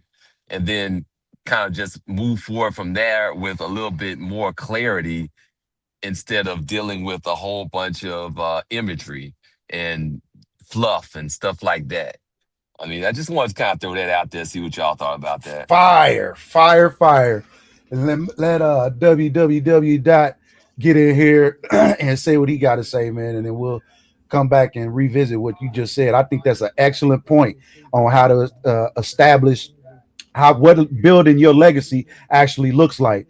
And we do romanticize and fantasize a lot of times about the marriage, and the physical marriage, not necessarily the what is going to look like when we old, right? Or when it gets to that 10-year mark and we need to re-up on our vows or re-up on how we act. That's a great point, brother. But let's please revisit that. But WW, it's on you, brother.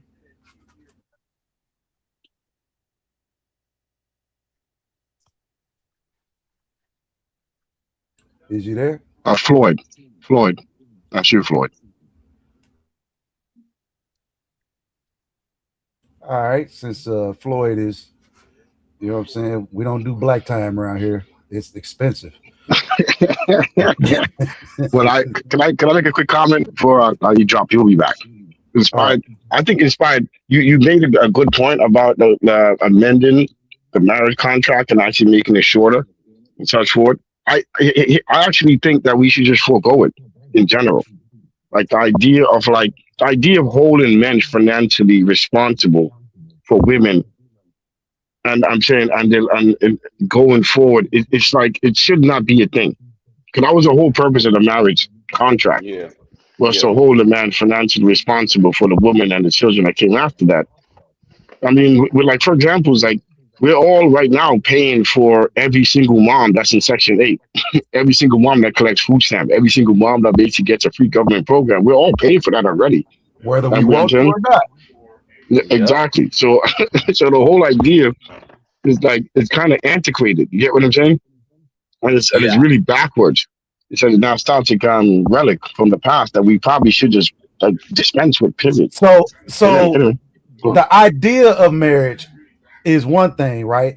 The physical, what we were just talking about, the actual thing that we've all done, that we all doing, right? And it's so on television, we was all in my generation, we was raised off the Brady Bunch and Fathers Knows Best and Good Times, and the idea of a centered household. You got the man, you got the woman, and some dynamics. The kids are still there, right? And it was challenging.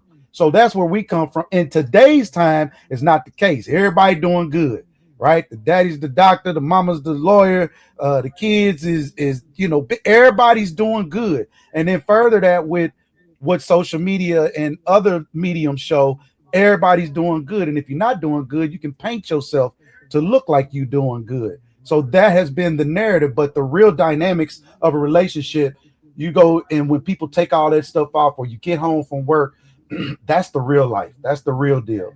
When you go 10 years and you've been so rigid, you've been so stern, and you know what? Those principles are not working so much. So we got to come together and hey, we've been together. We obviously love each other. We obviously, there's something there. It can't, I guess, be by the book sometimes. And I'm just saying me, I'm gonna speak for me. I've been so by the book because of how my father was. He was so by the, he was strictly man's man. You know what I mean? You don't drop no tears. You toughen up. You pull up your boots. You deal with it. You understand whatever it is. You know what I'm saying? You get it. What go on in his house, stay in this, all of that. So at some level, that's how I was. You're right. I'm locked in, and I'm still like that. And they like you too hard. I'm like, what does that mean? You know what I'm saying? Principles are principles. Money doesn't get old. And the way that we're going to protect you, the way that I have to protect you, will never get old. These principles been working before we got here. So we got, just because they boring and we in times of peace, that means that the principles are actually working. And what happens is folly comes when there's almost sometimes a peace. You almost have to introduce some type of chaos and calamity in people's world, because if they won't function without having it, and they'll reach outside of you to make that happen. So I just think the dynamic of family has been eroded.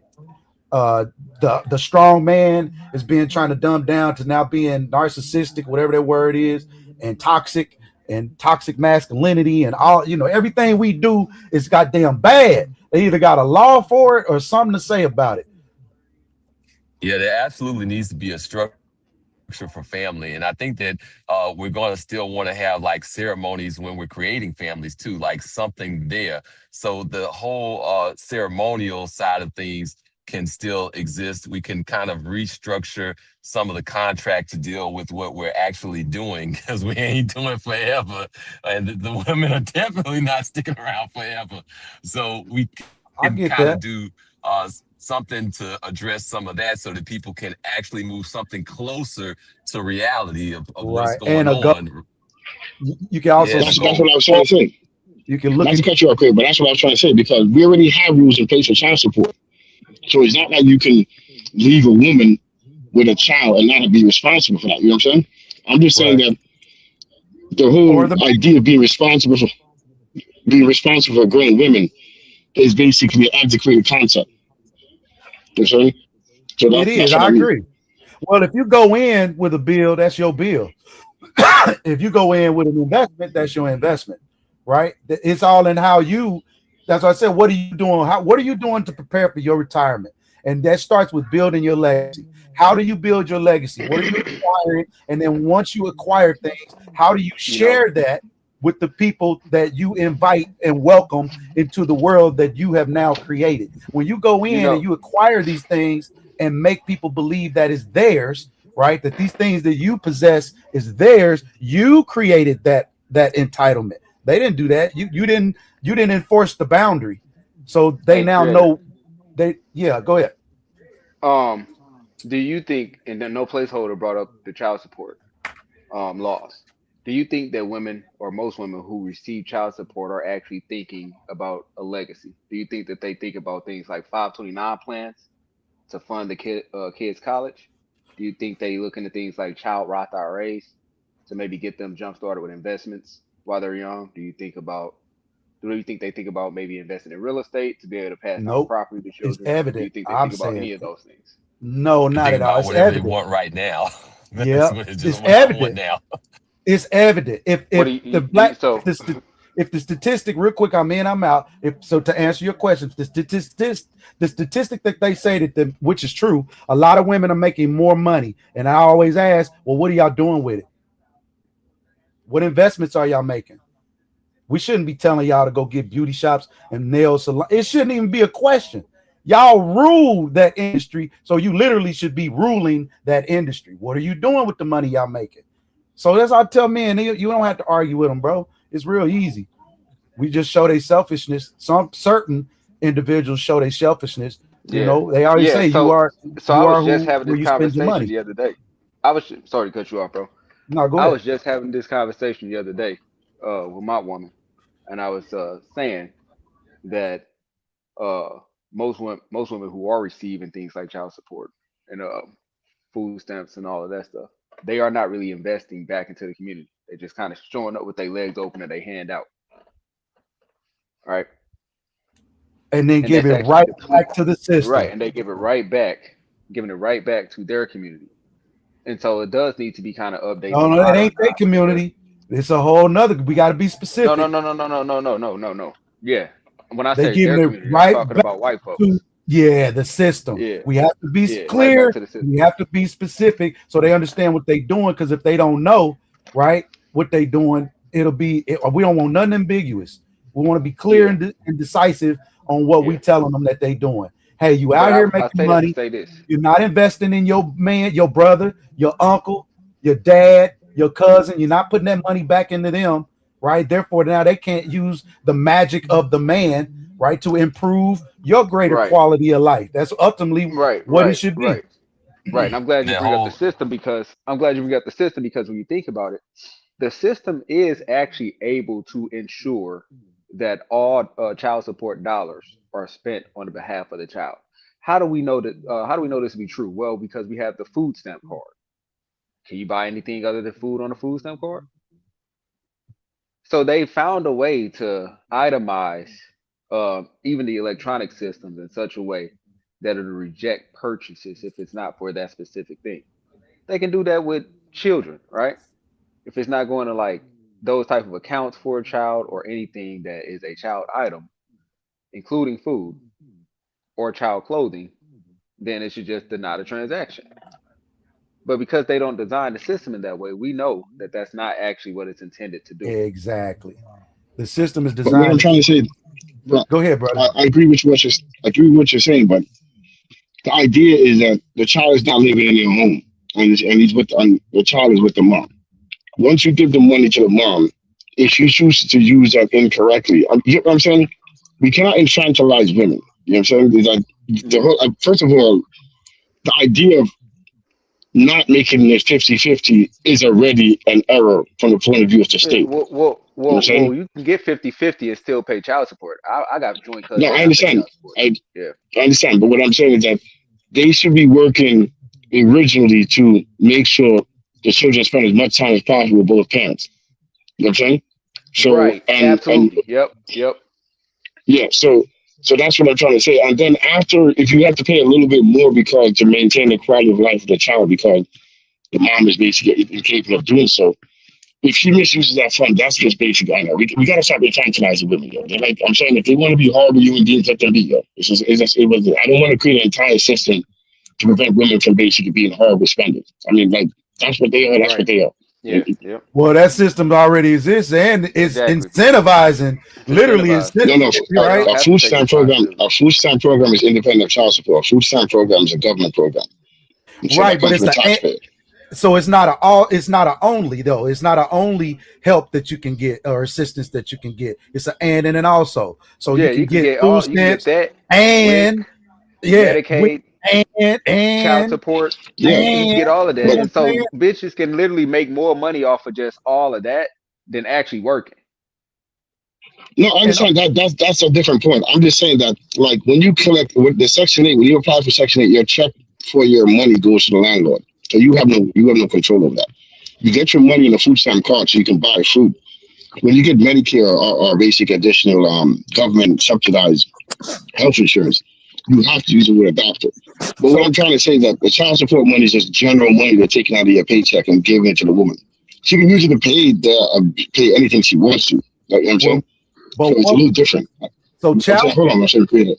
What I'm it, saying, because go something ahead, is brother. coming from the taxpayer required that there's a certain level of oversight to it. You get what I'm saying? So that's why we ensure a certain level, because as a person that's paying tax, I would like to have some oversight. But the idea of managing money between two people that have children is like, it's pointless. You know It's what I'm saying? crazy. That's what I'm trying to say. But that's The what I state was shouldn't be saying. involved with that, man. Hold The on real state shouldn't quick, be bro. involved with that at all. Hold on real quick, bro. So now when they take the money, they not you not getting what they putting in. So once you get the system involved, there's gonna always be a fee. There's always gonna be a management fee or administrative fee. There's gonna always be a cost to do business with that mediator or that middle person. So if I'm giving you 300, you're not gonna get 300. If I give you 300, in a lot of cases, you might get uh she might actually get 125 or something of that nature. But I'm just saying that to say that it's never once you get the government involved, it's never going to go the way that you intend. So if you already can plan like this man did here, he properly in some case in his life had a proper plan for how he wanted to live his life, live his retirement, and what that looked like for him. He picked the woman that he wanted to make that happen with, right? He first went and got financially set up, right? When chose a woman he wanted to make that happen with, they had kids, they raised those kids properly. Obviously, he did whatever they had to do in a relationship dynamic in a high cost of living area, right? So you have to maintain. When we talking about 2,000-3,000 a month, I'm sure he's paying upwards around at least 560 bands a year just on mortgages. So this is a high level of living, and he maintained that for more than 30 years. Now I get what Inspired Truth is saying is we shouldn't, I guess, be satisfied with 30 years, but at some point maybe we could get to 60 years if we had a goal, right, and actually reduced it and just deliberately discuss what it is we are about to do. I don't think people that get married actually literally discuss what it is we about to do for real, other than the aesthetic. Okay, Yeah, and it's I a guess whole this is where lot. I'm gonna jump Oh, back in. This is where I'm gonna jump back in because I don't know where y'all are, but I'm gonna say this: 30 years is a decent beginning. I mean, y'all may have never noticed it, but I have said multiple times on my show, I don't even think a wife should be talking about marriage just unless she's, what I'm saying, been married for at least 30 years. To me, that's a good beginning of a marriage. 30 is the beginning of a marriage. It's something you do for decades, So, when you look at 30 years in a different way, you get a different response. But 30 years in a marriage, it's only 3 decades in. You're supposed to be married for a good amount of time. I mean, truth be told, with lifespan, we good if we get to 100 about now. You know what I'm saying? You're good if you get to 100. You Let me take catch 20 Roger. years off to grow up. So, you should have about 80 years in. Now, if you can't live that long where you actually make it to 100, okay, so you may not get 80 years in. Maybe you get 70. Maybe you get 60 years in. So 30 is a good beginning. That's like you're doing the first part, because 10 is just really establishing the marriage. So now I don't know how all this relates to Tina and LeVar Ball, because at least in their situation, the 30 years allow for the children to be had, things to be established. I'm pretty sure wherever home they is probably a paid off home. We don't know Tina's finna be like not saying she won't be, but right now we don't know if she's finna be like a dirty chick trying to take a man for everything she got. I think she just had a stroke, and things are kind of foggy to her, and she has a different perception of life at this particular point. And at the end of the day, because she's in America, she can go free and try to see what she can get. And she'll be like a lot of women. They leave and then they figure out the grass is not green on the other side. And she probably got to go touch some grass so she can figure out what's going on. But I don't think she's a terrible person or anything like that. I just think she's probably making a huge mistake right now. And because of LeVar Ball being in his position, it's going to bite her in the behind. Because there's already rumors that some lady has already replaced her. But I was going to say, more than likely, he's going to replace her anyway, even if that rumor is not true. It'll be her or some other woman. And she won't have room to come back. So I think she's making a huge mistake. But I think it probably is more driven because her thought process after having a stroke, that changes people a lot. There's a lot Boy, to take on. women don't I think I understand want to sometimes. get you like caught up a little bit, like real quick, if you don't mind. Like we ended up kind of getting into like a little bit of a discussion about like whether we should have like no marriage, whether we should have a 15-year civil contract, but still do the ceremony, or whether we should kind of stick with marriage, and then kind of dealing with some of the other social structures that get in the way of that, where the ladies are kind of like subsidized, and then we have the whole thing with paying for the kids and stuff. So that's Well, kind of like where we were looking I at. think I think those are just too many signs of concessions. Men should just stop conceding to women. If you're gonna get married, you get married. Marriage is something you do until somebody dies. If you ain't serious about it, don't get married. Even seen something in the comments earlier about paying for weddings. Wedding shouldn't cost a man a thing. Just show up, man. You know what I'm saying? Stop conceding because some woman can't afford to have the weddings of her dreams. That is not my problem. She wants that wedding of her dreams. Let her figure that out with her family. If she ain't got no daddy, the family can figure it out. Or she can just not have it. Why concede to all this stuff? I think a lot of times the actual marriage ends up becoming a concession, because we'll go into that like with goodwill, good faith. We'll go ahead and we'll do the thing when we know that the broader structure that most ladies are into right now is they ain't really doing it for real. They saying they're doing it But for real. They saying they're committed, but they ain't really doing that for life. And sometimes the things that might come into well, play, I it might mean, not be as dramatic as a stroke, but it might just be a change of mind by what they're influenced by outside in the world some type of way. There's different things that'll change the people over the course of time, and that's not always necessarily a Hmm. stroke. see, this is the thing. You know what I'm saying? And I'm not going to look at it from a most people's standpoint because this is really about Tina and LeVar Ball. But they could have a prenuptial in place that we may not even be aware of. And maybe she didn't hit a certain year on that particular thing. But I would assume that she's probably longer than any premarital contract that they did. I think she just had a stroke, so she's more susceptible to dumb women at this point. And that's all it probably really is. She wasn't listening to these dummies out here who ain't never been married. That's obvious because she was in a good marriage with her husband. But now that she has a stroke, maybe she became a little more susceptible to dumb advice. Because at the end of the day, if she was listening to good advice, who with the great intention for a woman is going to tell a woman who's been in a marriage for 30 years to bail out now and go somewhere else unless something really severe is happening?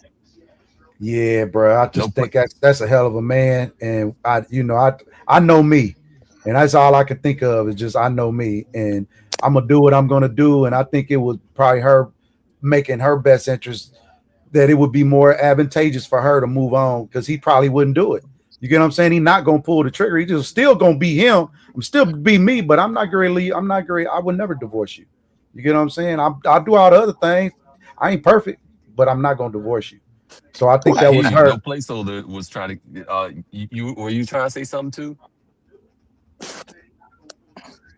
No, I'm okay. I'm okay, inspired. Thank you, though. Oh, okay, Yeah. okay. Yeah, I'm gonna say I think she just had a stroke, and people around her, you better do this and do this because you could die.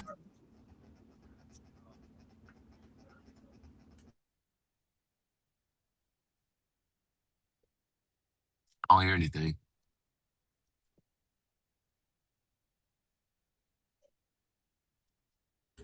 Dang, did I get knocked I don't off? think y'all could have heard me. I think I cut myself off, but by Okay. mistake.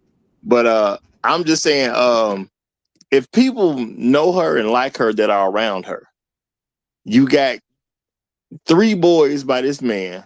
Your boys have all reached a certain level of success. You know what I'm saying? One has a music contract where he's doing something with, and I think he signed for like $1 million or something right off top. So not too shabby. One is I'm gonna say a 8 million. sound player in the NBA, and the other one's turned into a star in the NBA. They kind of good as far as all that's concerned. So why tell any of them? Well, why tell a woman in her position to lead a man that's been rock with her all that time? Like, if you like her, you don't even give her that type of advice. But sometimes you listen to stupid people because something traumatic happened. I'm sure the stroke was traumatic for her. And somebody probably told her, you only got so much life left. You better try to explore it and get something or try to make her feel like she missed out on something. Because that's what people do. Folks who get married younger, you got other people trying to convince them they missed out on something. And for them to And have it's been not married even. for 30 years, that means they probably got married somewhat early. They ain't that old Yeah, people. and she looked relatively young. So I'm saying, especially for white women, most white women basically like they age like milk. Well, it's the Mm-hmm. proof. I'm, What I'm she probably 33. So. I'm gonna But say that's she the probably thing looks about so good marriage. because she ain't had all the stresses that other white women have to go I was through. about She to been say, married to a very yeah, successful black man. And that's what marriage is. Marriage ain't perfect. Yeah, it says people kill me talk about that. Yeah, I got to be ready and be prepared. You won't be prepared. You never be prepared for marriage. You just have to know that we gotta get married, and this man wants to build. He has a plan for his life and wants you to be a part of it to build it with him. I think what Truth, Inspired Truth was talking about earlier is at some point the terms do change. If you I'm in a relationship, so I know what it do. And terms do change where it get to the point to where okay, it could go either way, and that's if the desire is not there, right? If the desire for y'all to not be together is not there, then that's one thing. If the desire is there, then there's always that chance. Like I truly want to be with you, right? So we're gonna make it work. But if the desire is not there, hence, like you said, rumors he got somebody.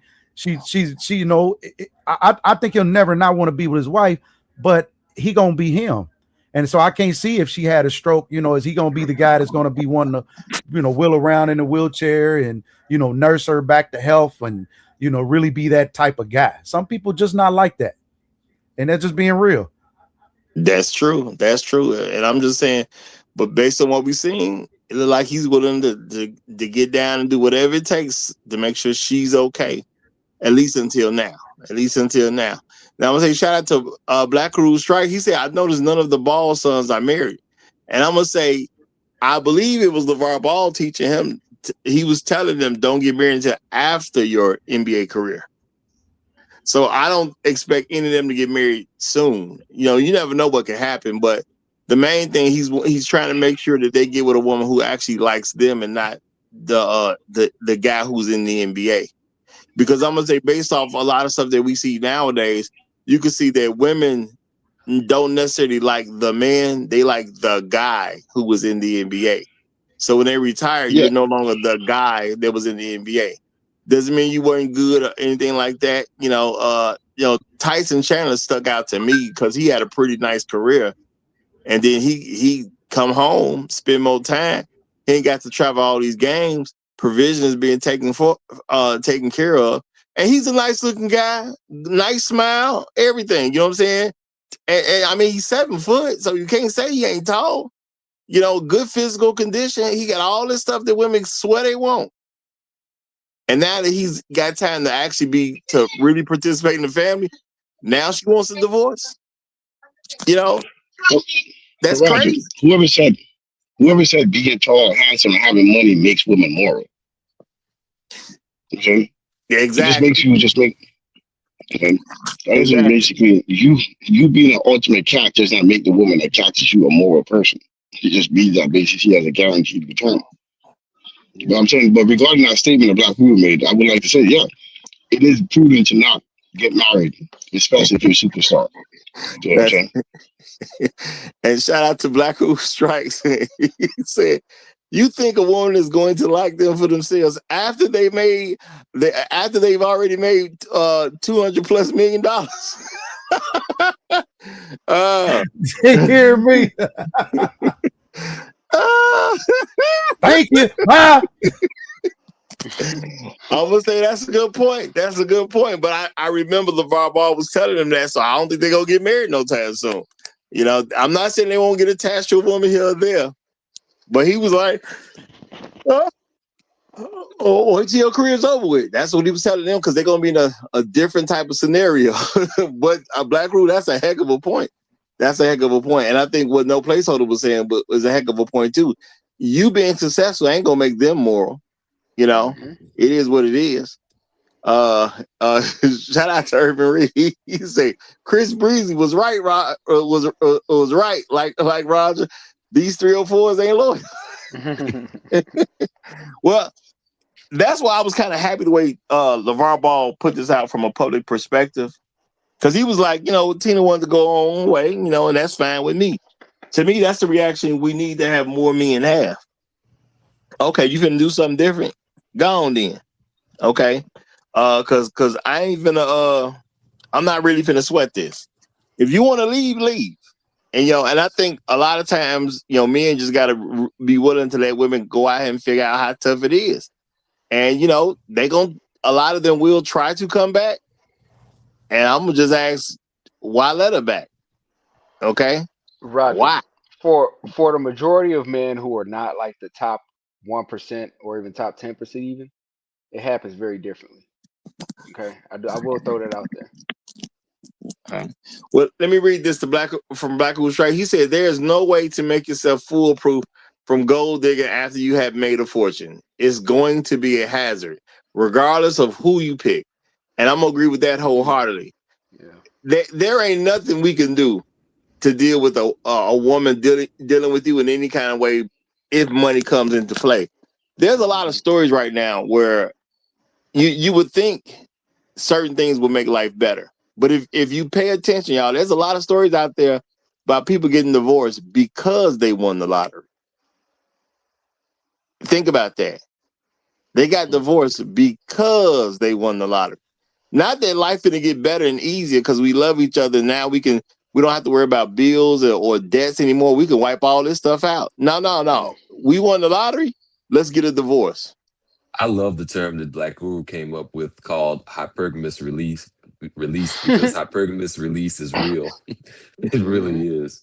Yeah. That you'll get this whole thing about, oh, if you just made this, oh, if you just did that, oh, if you could just afford to go on this trip or that trip or provide this car or do that thing. It's like, okay, yeah, then you actually do that. And then it's like deuces. I mean, it Yep. really, it really is a Yep. thing. Well, that's Yeah, why I it said makes the lottery is a great way to see how all that stuff, that stuff be nonsense because the people got the money. We just won 200 million. What's the first thing we doing? We getting the divorce. Ain't you supposed to be I'm saying, happy? Roger, it's the women are lazy, Roger. They're lazy. You know what I'm saying? Yep. And I'm trying to tell you, they're so Yep. tremendously lazy. That's why they want the rich men, so they can get a Hmm. bag and Yep. basically and go their own way. They're And do Get very lazy, nothing. Roger. pedicures and I go to don't want to do spas all Yeah, nothing. day exactly. and have a They, housekeeper. They want a plantation lifestyle, man. it, yeah, it's going your own way on somebody else's dime. It's a little bit They different. want to sit on the plantation porch like that white woman back in the day Yeah. and Wait, have everybody else work for her. it's about going your way on somebody else's dime. See, when men talk about going their own way, they know they got to pay for it. The women want to go their own way while you pay for their way. So that's the thing that's different. And shout out to Irvin Reed. He says, "Question: Is it okay for men to divorce for irreconcilable differences, or is it only okay when women do it?" Well, You can my, you can do it, Roger. You just have to pay. Remember, you can divorce your wife anytime you want, my brothers. You just have to pay. That's all it is. yeah, you're gonna pay either way. He said you just got to pay. Yeah, ain't nothing gonna get you around that part. Ain't But nothing gonna get you around that part right there. yeah, Wow. yeah. Now my thing is this though, because I don't really even have much concern for the Ball getting divorced and Tina.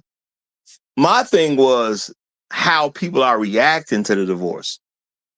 Because to me, it shows where this overall black community is, and women should be aware that when I see you making up stuff to celebrate Tina divorcing LeVar Ball, which I know you have very limited knowledge of him because number one, he's a black man. Number two, he's not famous in stuff that women are into because most women are not even into sports. Now, I will grant they might have watched the television show Bald is Life because, women are into, television shows, any type of drama, whatever the case is. A few of them probably picked up on who he was because he did that. But at the end of the day, they're celebrating the fact that she's leaving and they're making up scenarios on why she's leaving. And my thing is, it's fine to give your speculation, but why are you happy that she's leaving? Because at the end of the day, it's still a marriage.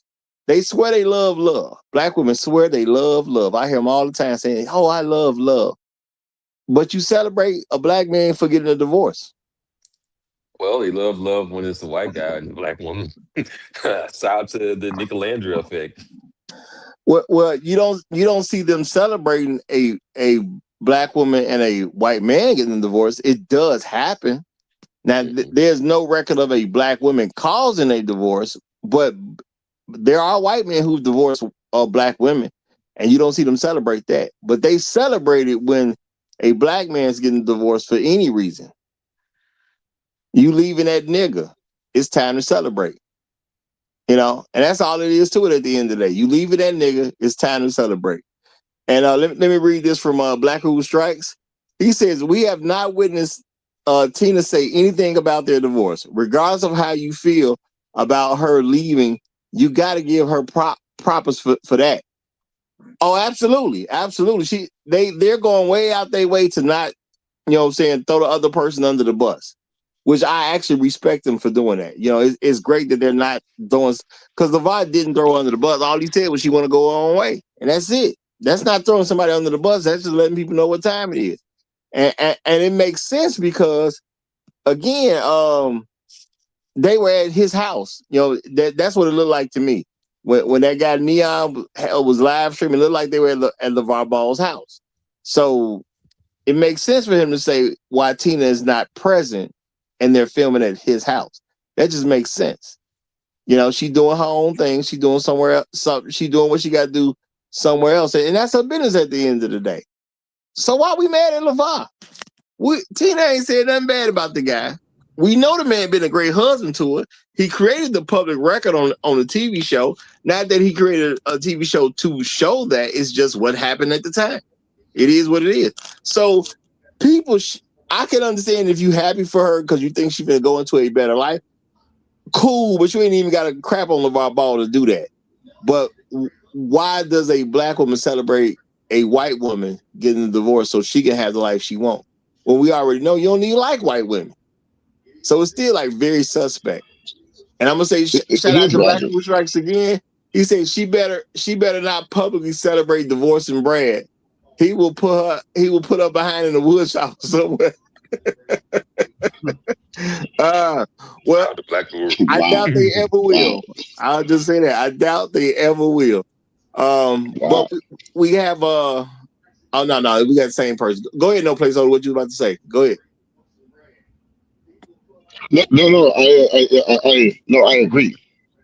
That essentially, her basically being civil about it, him being civil about it is good reason for them to basically, I'm saying, to part in a way that's advantageous to both of them. Regarding the fact that black women are happy about him getting divorced, it's just what it is, Roger. It's just they got played. They've been getting played for around 70, 80, I mean, not 70, I mean, 30 or 40, maybe 50 years by white women. I mean, and all they can do is get angry at black men because they got played. So this is just them being vindictive. It is what it is, Roger. It is what it is. Well, I'm gonna say Tina didn't even do it. She married one guy. Heck, like black women tell it is a guy you probably didn't even want. Let y'all tell it. Cause y'all don't want no black man. Ain't none of them good enough for you at the end of the day. But I mean, she got with one guy. She stayed in the marriage for 30 years. They got 3 kids, all doing well. I do believe every single one of them is now in a position where they no longer need their parents, which to me is a good mark of good parenting. You get your kids in a position where they don't need you for anything anymore.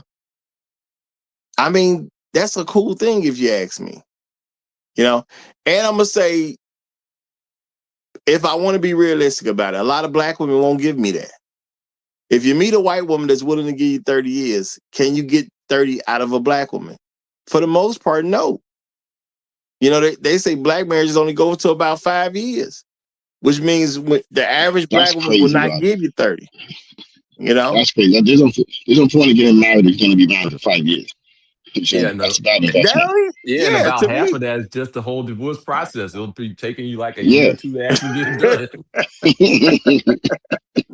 Say they was married like really 3.5 years. And that last year and a half, they was getting divorced, you know. Yeah. But that's a very real thing. And I don't even count I don't even count you as a real marriage and if you ain't did 10 years already. Because to me, you got to do the first decade to even have me look at it like it's a real thing. I mean, I ain't saying I would diss you because you only been married 7 years, but to act like your marriage is a real thing and you ain't did 10 years yet, man, that's crazy to me. Yeah, okay. Let's get that first decade knocked down. You know what I'm saying? Marriage is something you do for decades. If you can't even get the first one knocked in, you're not a serious person. And if I talk to a woman, and let's say I like the woman, she said, well, I was married. You know what I'm saying? I said, well, how long was you married? Well, we was only married for 7 years. What does that tell me about her? She's a quitter. She's going to marry me and she's going to divorce me. Y'all know how much trouble it take to get a divorce? Because you got to get married first before you get a divorce. You wasn't even in it for the first decade, but you swear you love that man. If you loved him, how come 10 years didn't happen? Can you really love somebody like that and then not be concerned with them before 10 years is over with? I don't think you loved them like that. I ain't gonna say you didn't love them. I done had some women in the past. I done said I love you before. But come on, now, that's a whole saying I love you and getting down the aisle. Whew. It's hard to be bored for 10 years too, bro. I ain't gonna lie. That 10 years of just boredom, just lay flat. You just doing nothing. There's no excitement. You know what I'm saying? You ain't doing nothing. Just that's I don't think people want to live like that no more. It's too much technology, it's too much life out here. And for what men paying today, they can have several women, realistically. Like for real. What you pay for one date, you could have went on 3 great dates and then had to drop a dime, apparently with all the money that women supposed to be making nowadays. I'm just saying it's all about how it's what you're looking for as men. What are you looking for and what do you want? and stop worrying about what everybody else wants. And once you know what you want and you move for what you want, it's going to draw energy. The people are going to be drawn to you to give you or to play a part in the role of the things that you want in your life. You just got to know how to manage them. Now, there's a level of what I call whole management that's involved. When you got more than one woman, you got to know how to manage these women. I don't mean giving them everything and throwing money at the situation. What are you pulling them for? If you pulling them to freak them, it's going to always be chaos. If you pulling them and putting them on your plan, it's going to be chaos, but it's a different kind of chaos. Now we live in it. The relationships become more intimate because we are sustaining each other's life, and we don't have to. You don't have to get up and go to work every day, but because they offer you some type of wage, right? You do it in spite of how you feel, or the holidays, or the weather, and none of that. We bow down to these jobs, but when it comes to relationships, we can have all kind of caveats. Comfortable entitlements is what they are. What? That's why I say, black men have to be concerned with a woman looking at him as just another nigga. That mentality is there. And shout out to Black Hoover Strikes. He said Lavar said he had a life plan, and Tina willingly went along with everything he wanted to do, and they became successful with it. What's the likelihood you will get that from an American black woman? Now, see, now y'all. I'm gonna say the percentages ain't that high. I'm gonna say that it's definitely not high. Okay. We'll say the modern black woman. Let's say the modern, because the older black women were probably more willing, even riding off of your potential, right? The modern black woman, I don't think so much. Well, I don't think there's, number one, they don't like black men, and there's a deep-seated hatred that they have for black men. So, number one, it's not going to be a great plan from Jump Street. Okay. And that's just something we got to realize and recognize and accept as black men. At this point, marrying black women ain't producing the greatest outcomes. And women can say whatever they want to say, but this is about us marrying y'all. I mean, ain't nobody else really marrying y'all. And then when we marry y'all, we get divorced quick, which doesn't advertise for people to continue to marry. So black women are not a good marriage product from a general standpoint. Now, any particular one, that's different. They say if you look at 100% of people, 80% of the people are going to do about the same thing. But you have 20% that, you can't really predict what they're going to do. It'll be something different than what the 80 would do, but you don't know what that thing is going to be. So, you marry your sister, you get those type of odds where, 80% of people going to be on something else. You may be part of this 20% that's going to try to make your woman, fall in line or whatever, or respect you, or, do whatever it is that she should do in a marriage, however people perceive it. But the reality is, for the most part, that ain't going to happen. The crazy thing is that we get like gaslit so much, so it'll be like, oh, I have to treat you like this, I have to act like that, this is who I am. And oh, the disrespecting is, I have to do this, I can't not do that. And then you go and you see all of a sudden you're talking to Brad, and suddenly there's that softness in your voice. Suddenly, all of a sudden, you can act a certain way. Like it's crazy to see that, but like that saying that, like, oh, if you want to see what your chick really is, put her in front of a white guy and see what happens. Hey, inspired. They want to be sitting on the porch with Massa, overseeing the plantation. Well, I mean, when you think about it, that's not that bad of a spot, Especially with lemonade, ice cold lemonade around this time. On the Palmers. I'm saying, Artie. The thing is, the brother got to know what she really down for. Because truth be told, the issue that marriages don't work is not because of all these different things or different factors. It's because people ain't committed. That's really what it is. It's just that's what you need for a marriage. Commitment. Yep. Okay. Now, I'm just gonna say it looked like Tina before she had a stroke. I believe she was a very committed woman. What about love, Roger? I believe she had some love there because she was committed. I think things changed due to her divorce, and she became more susceptible to listen to dummies around her. I'm gonna give her that benefit of the doubt. You know what I'm saying? Ain't no perfect people out here, But stroke is a big deal, and unless you go through one, you may never truly understand it. But I got, like I said, I got friends who done had strokes. It's serious, and some of you will never get all the way back right. So at the end of the day, she looked at, she looked at that stroke in the face, and she had to come up with what her answer gonna be to it was, how she's gonna deal with it or whatever. And she just said, "Hey, maybe I need to." And you know what? I'm gonna say this. There's another sad thing where some people don't have the self esteem to make it, because she may actually feel like, I don't know, but I'm gonna give her some benefit that she may feel like she's not well enough to look after LeVar Ball. That's what I was saying. You I know, said kind of both ways. She know the type of man this is. You know what I mean? How boisterous and big spirited this guy is. He's a big guy. It's a lot, to manage. A lot of times, again, that's why men go get a woman, and I don't want her to do nothing. I need you to do nothing is to take care of me. You ain't taking care of nobody else. I don't even have no time for you to be around nobody else. All your energy need to be focused on taking care of me and what we got going on over here, especially raising them boys. I mean, it's evident the nurturing that took place to get them boys with the type of attitude that he is. Now, I'm not knocking the guy, but you need that feminine, that feminine dirt to nurture them boys in. You're gonna be there, but you're not, you know what I mean? We just gorillas. That's just what we are. And they need that other side to execute the plan that you want when you're not there, which is muy importante.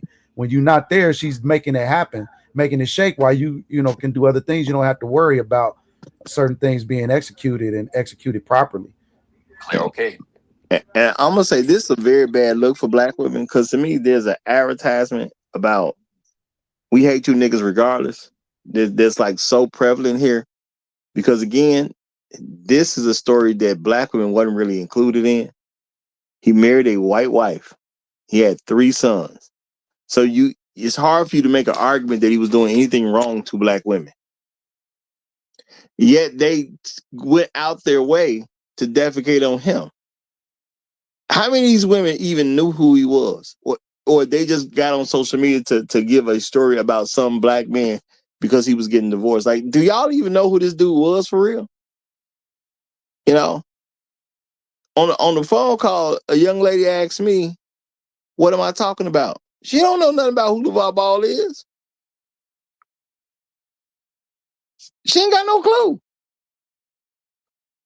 I think a lot of these women who hit social media, they either didn't have a clue who LeVar Ball was, maybe kind of looked into the story, maybe they've heard his name before, possibly seen his father. I mean, possibly seen him as a father with his sons before, but don't really know his story. I think they just kind of went out their way to trash on the man. Because what is he doing that you paying attention to?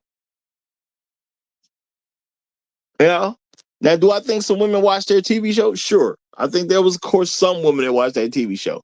But do the average black woman even know what his name is? Probably not.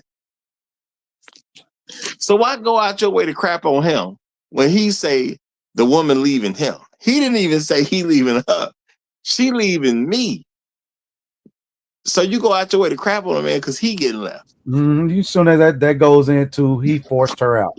It was something that he did is that forced her to that point. Not that it could have been a mutual, agreement. We haven't heard anything, to be quite frank. But to me, it's kind of general in most relationships. And he could have been, it could have been however. But at anyway, it's going to always be that the man did something wrong, and not looking at again him being a dad, just being a good dad and the man that he was for years. I think in Hollywood, though, a lot of the Hollywood women knew who he was, right? And knew that, he ain't the guy that he is now. The guy that he was in the past, was the guy that he was in the past, even though he was married. So they feeling like, she was tolerating, how do you say it? You listening to them outsiders, how are you tolerating when no, this man is who he is. He building his legacy. She chose this man, right? There is a level of choice.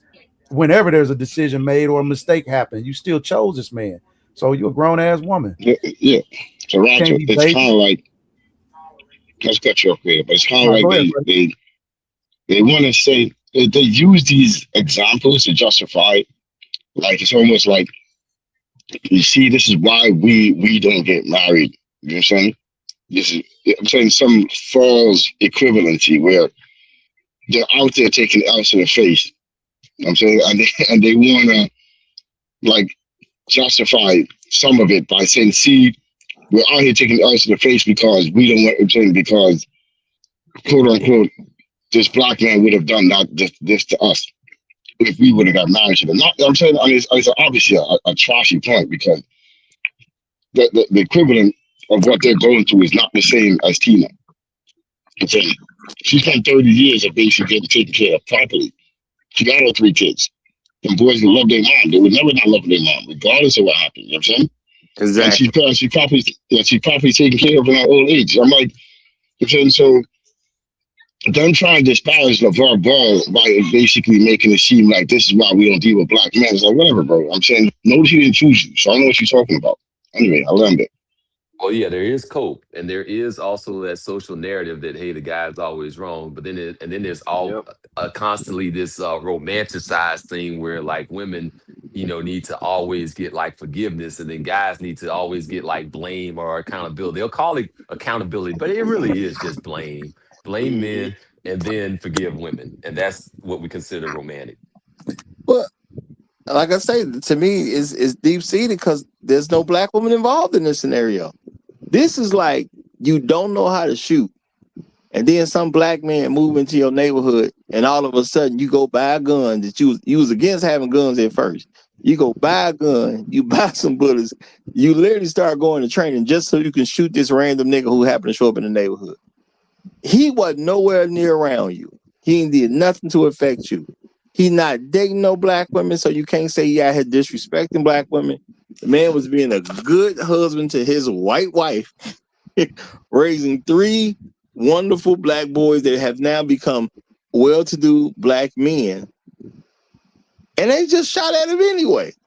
Hey, Roger, you have an excellent point in the physical, but in the abstract, a lot of black women's feelings were hurt about that one, man. What? About him getting a divorce. What are we talking about? A Hold lot, on. a lot of black women's feelings were hurt about his success and the fact that he married a white woman and had all those sons that were successful themselves. They felt some way about that the whole time. I'm gonna say that's true because if they didn't, they wouldn't be celebrating the divorce right now. Yeah. So even though it doesn't have anything to do with a black woman, right? They feelings are involved in it. So That's where that's they what assert themselves. That's what it was with Molly. Molly gave that type of energy. She did, and she kept. See, we didn't talk. You talked about Molly, but it was if you go back and look at the video, it was the energy that she was giving them, like kind of like you ain't shit, nigga energy. Excuse my American, but that's kind of the way I could describe it. Really, you ain't. And she kind of kept poking at him, but they were actually celebrating him the fact that he was a dad and that hey, part of his plan is working. That's why he was there. Right, it's working. So we're gonna highlight him, and she was trying to minimize him, and so he was actually the way he was speaking was, "Hey, Molly, you need to hush because I can really change your life too." That's really what it was. It was kind of but he didn't really it wasn't sexual. It was more like, "Hey, I can do great things for you as well. You need to chill out." Stay in your lane. I think he said something like that. Just Stay in your lane, yeah, something like that. Stay in your lane. Like you don't want this over. I'm not the guy I'm not your husband. Basically, I'm not that ain't me. So you stay over there with what you're trying to do. You don't want this. And she was poking, which she shouldn't have been doing as a married woman to begin with. That shouldn't even as a professional. As a professional, exactly. You shouldn't have been poking at this man, like basically minimizing. You were doing things to minimize his greatness, right? And the way he was projecting himself, you wanted him to bow down in some type of womanly fashion. I can't explain it, but it's kind of weird. Yeah. No, I mean that's all true because, this is what I say. I mean, when it comes down to it, if a black man with a white woman, and white could be anybody that ain't black, when it comes down to it, it's black women's fault anyway. Y'all had first dibs. You didn't do nothing with it. And now you mad that he went somewhere else? Makes no sense. Then you say you don't care, but you want to trash a man who ain't doing nothing to black women at all. You know, and yeah, that it was a whole thing about you dare be good while being with a white woman. If you why weren't you good with a black woman? Now they could have presented themselves to him so he could have picked them, but they clearly didn't. But we're mad that they didn't present themselves to be picked. That's crazy work if you ask me. And that's why, unfortunately, for a lot of black women, it doesn't make a difference what the man does. They don't have a problem with him anyway. And I'm just saying this is just a great time. This was just a great example where black women could have just stood down. There was really nothing for them to bring up. You know, I understand the men asking why would she leave after he did X, Y, and Z? A man wants to know something like that. Because if he's going to consider marrying a woman and he just watched a man nurse her back to health after a stroke, yeah, he's going to have a concern. He should have a concern. But for the women, there wasn't really nothing to say in this one. It's just your hatred of men took over and you had to say something. You know, you just couldn't let it go. You know, shout out to Black Rule Strikes. He said Molly was trying to get back at Lavar for checking that blonde white woman on the Fox Sports show a month or so earlier. Stay in your lane incident. It was some kind of feminist revenge attack. That makes sense to me too, because I was trying to remember what was going on with that white woman. I was been thinking about that for a while. Like, what was going on with the white woman? So yeah, I do believe that's 100% correct. Say again, no place over. That's what I mean about that duplicitous thinking, or that split brain. Like I'm saying, why are you fighting on behalf of white women? I'm saying, I heard a stat the other day that said a 60-year-old white woman is worth $340,000. I'm saying single. A single 60-year-old white woman is worth $340,000. A single 60-year-old black woman is $11,000. You saying? I'm saying network. I'm sitting there. I'm like, why are you? They keep doing this, bro. Keep fighting these battles for these women that basically just taking the returns and giving you misery. You know what I'm saying? It's like, it's amazing. And you over here attacking the world for what? You're destroying a man that needs to get you from $11,000 to $60,000. You know what I'm saying? So, as a matter of fact, to put it to you in another way, the married black woman was worth $400,000 or more. So you're destroying the very same men that needs to bring you from $11,000 at 60 years old to $400,000 at 60 years old, and you're destroying them on behalf of somebody that has the same amount, almost the same amount of money as you as a married white woman. She has like $50,000 less than you, and she's a single white woman, and you gotta get married and stay married to 60 years old to have $400,000. You know what I'm saying? It's crazy, bro. It's like I don't understand it. Oh, I understand it. Like it's a Rogerism. Like your subconscious will rule you. You know, the math ain't gonna math, but your subconscious will rule you. Yeah, and when you think about it, the white women are supposed to be left over anyway, right? Black women have this desire to be with white men, right? So when you see a black man with a white woman, you can take it upon yourself to say, okay, we got some leftover black men because we as black women don't want these men. We want white men. So if the black man get with the white woman, what you should be okay with because you want a white man, and how you gonna get a white man if she with white men? So you really should be glad that a black man is messing with a white woman, because that's one less white woman available to white men, which means what? Your odds increase. So why be mad at him? That's one white woman that was going to be made available for a black woman if she can pull them. Because you know, black men once they get in the mix, a lot of white men ain't coming behind them. Just is what it is. So Yeah, but black they in women the should be physical. happy about this, but they not. True. You know, Yeah, the they black are not. playing. Can't be happy no matter what. But we got Bailey Starks back up here, y'all. So let's get him the mic again and see if we can get him in this time. You got it, bro, my brother. Glad to see you here. Hey, thanks, man. Thanks for having me up on this magnificent Monday. I apologize earlier. I had some sketchy areas with some sketchy people, so signal would not stand. But I think I know why the black women are really mad at Lavar. Is because he gave Tina when there was a rumor that she cheated. He never investigated it. He just took three simple measures. He said he gave her all his assets, took her off the BBB brand, and paid for lifetime medical, so she can get checked up every year, even after divorce. So if that's not the ultimate course of egalitarianism, I don't know what is.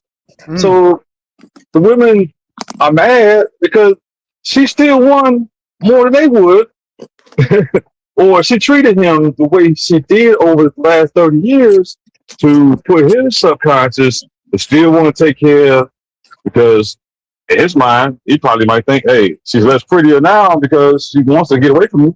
But think about the hood mind. She's dead to me. So she's dead to me, I'm going to just take care of her final expenses. That's the, and they don't think about it like that. And I know they're mad at that. They don't think like, hey, me, Roger, to tell her, wait, we're going to take care of our women, ensure that our women are good after we're gone. If you choose to stay or one of us passes away. So I'll land my plane there. Thanks for having me, Ross. I'll chime in a little bit later. I'm gonna say that's interesting, but you know what I'm not gonna do? I ain't gonna give no black women credit for that, because number one, that would take thinking ahead. Number two, they don't even know this guy for real. LeVar Ball ain't been doing something that black women would kind of run into, so he's not that famous to them. He's more famous to us because we watch stuff like ESPN. He's more famous to us because he got sons that made it into the NBA. They don't really know about this guy. And what you just said, that took a little digging to do. And at the end of the day, I don't think most black women are going to go through that much trouble. I'm not saying you ain't correct for ones who know it, but I'm going to say, yeah, they ain't even thought about that. They ain't thought this deep into it. They just hate this nigga because this nigga got a white woman. And now they celebrating the fact that the white woman leaving. Because in their mind, that's what you get for marrying a white woman in the first place. I'm not even giving them that much credit, because you said something very logical and intelligent. And I am literally saying I'm going to take that logical and intelligent thing he said and not really apply any real credit to him, because I don't think most of them would do anything that logical and that intelligent. No, but that's just the way I see it. Roger, that is what you get for marrying a white woman. 30 years, 3 sons, stable environment, and an amicable divorce. That's what you get. Golly. I see what you did right there, no place on. I see what you did. All right. Let me turn it over to Can't Correct Niggas. You got the flow, my brother. Hey, what's up, Roger? What's happening? Peace to the panel, peace to the chat. Honestly, you took the words right out my mouth. It's more like they happy that a black man lost a good white woman. So they could say, you see, them white women ain't about nothing either. They gonna leave you when you need them too. When and long and behold, like, she did a lot more than the average black woman in the modern day would do for her husband and her kids. Like, she raised them kids up, stood by them, you know what I mean? All of that stuff. Stood by Lavar. So he still won, but I think it's more so they just trying to wave a finger in the face, like, haha, see, told you should have married his sister. This would have never happened to you, even though we knew it probably would have happened earlier. And it probably would have been even a worse kind of divorce situation where all his business is in the street, all kinds of stuff. And I land my plane there. I'm gonna say you're right. The comparison is crazy. I married a white woman. I get 30 years. I get children that I get to raise in the same house that I live in. Okay, I get to raise my children in the same house I live in. My wife doesn't do anything to publicly embarrass me. I get a pretty decent situation, and maybe after 30 years, we got to call it quits. Yeah, And if I take a black woman with the same scenario, more than likely, well, third son might not even be born. You know what I'm saying? Third son might not even be born. Maybe she gave you two, but the third son ain't gonna even be born. Why? You're a professional athlete yourself. I'm really there to take advantage of that. Once I got kids on you and I got a child support situation where I can just be getting, tens of thousands of dollars a month anyway, I don't really need you anymore. So what's the point in holding on to this marriage? I can make my own decision about where I want to live and live the way I want to when it comes down to it. Okay. So at the end of the day, in comparison, yeah, he did get a pretty good deal. In comparison, he did get a pretty good deal from what you can expect from the average black woman nowadays. And she don't even seem to realize that that's a real problem. She do want to wave it in men's faces that, see, this is what you get when you get a white woman. Well, it sounds pretty good compared to what we get black women. Because I ain't never rooted on the man to get a divorce, but at least it was 30 years before he got the divorce. He still had his big baller brand, but it would have been named different. It'd have been Big Bucks Baby because she's taking all the money for child support. Yeah. In this situation, ain't gonna even be no child support because the kids are grown now. And shout out to O'Shea Dew Jackson assistant. He said she was never yours. It was just your turn, broskies. Shout out to you, brother. Good to see you. Good to see you. I know who that be now. Yeah, I know who that be. Good to see you, brother. 30 years is a long 30 years is a long time to be my turn, Roger. And if that's what I get, 30 years, I'll take it. Okay. I mean, a guaranteed 30 is a much better bet than whatever race you're gonna take with a lot of sisters. If we're gonna be real about it. Yeah, because I'm trying to say, Roger, like when you get to a certain age, I'm saying, like myself, I'm thinking about it.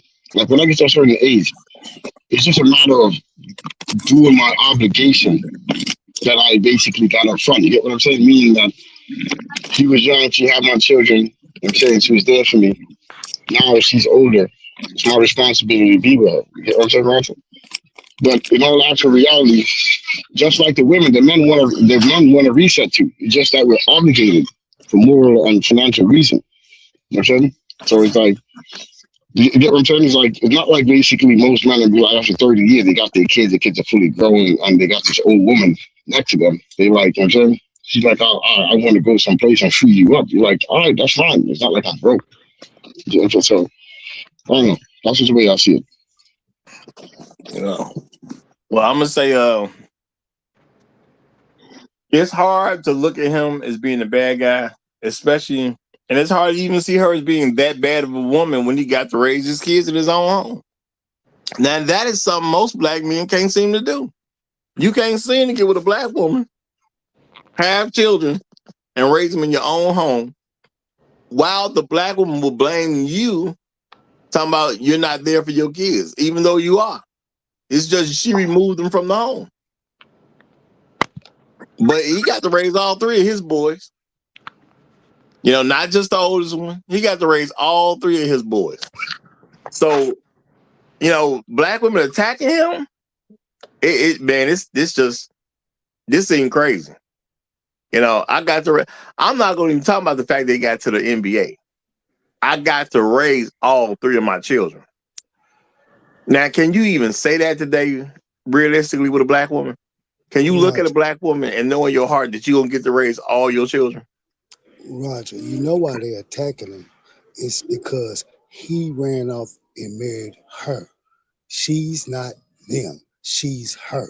She's her, and she's white, and she lived the life that they wanted. They pissed off. They mad. And the first chance they got when they saw he took a L in this divorce, which he didn't take a L, mind you. He's living home to home. He's content. He's content with the fact that she's gone, that she decided to pull the quintessential move that all women pull. I feel like I need to be happy and deserve a better life, this, that, and the third, and the other. Who gives a fuck? Because we don't. He doesn't. And we're not. His boys are well. His boys are prospering. Even the one that's not in the league is prospering. They're all doing good. He's doing good. So who cares what these black women think? Because they want to jump on him for that. And that's the only reason they're jumping on him, because they got nothing else to say other than they mad that he went off and married a white woman and created 3 above 6 feet tall ass black boys who are all athletic and can ball and are educated. They are graduated and they went off to college and they went straight to the pros. They doing what they doing. They making money. They good. Man, do you think LeVar Ball cares about what these black women think about him? Not one iota, and I don't either. I digress. You know what? Since he's been married for 30 plus years, I don't think he really worried about what black women thought about him for decades at this point. Man, he's been off the reservation for 30 years, man. You think he's going back to the reservation? No. Roger, he don't even know what black women are saying about him. He's just unaware. He ain't even worried about it. Yeah. Totally oblivious to it. I definitely don't think he cares at all or even knows, like, realistically. I don't think he's even aware. Like, for real. I don't think he's even aware. I think this is really a story for us to be aware. Because this dude been gone for so long. It's even like, why y'all mentioning it? You know what I mean? Like, why are you even bringing him up? You know? And I went to listen to what the women said, y'all.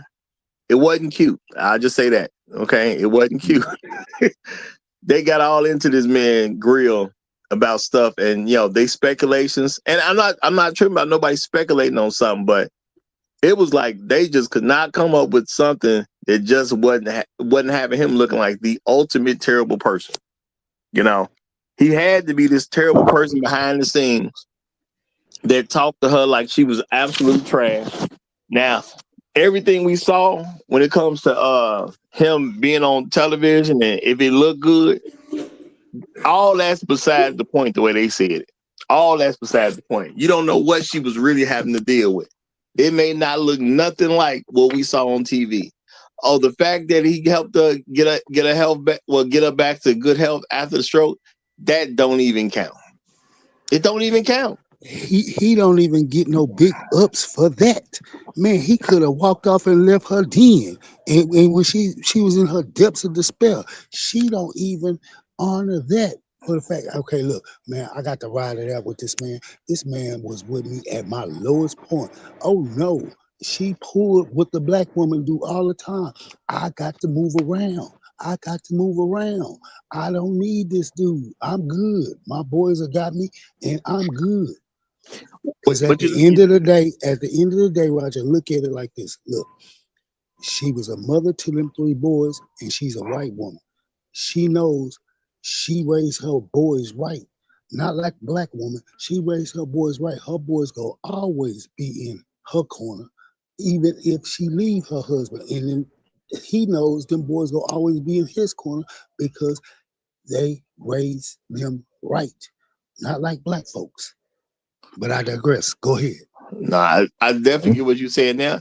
And I've been saying earlier, I'm giving her benefit of doubt. I think the stroke is really what messed her up. I think having that stroke and then rethinking about life, and then she became more susceptible to listening to dummies who ain't never been what she's been. Because real talk, to say I've been married for 30 years is hard for any woman to say right now.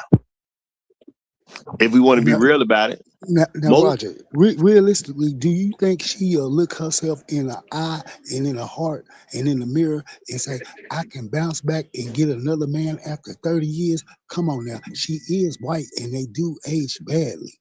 Man, period. They do, but I'm going to give her credit for looking pretty good, even for a white woman, because I think she hasn't been living with a bunch of stresses that hurt their looks. But I'm going to say again, I'm giving her some level of benefit of doubt that she may just feel like she's not where she needs to be for LeVar to truly help LeVar Ball as he's starting to go through things. I think she may feel like she ain't got it no more. You know, because people feel like they got it to a certain degree.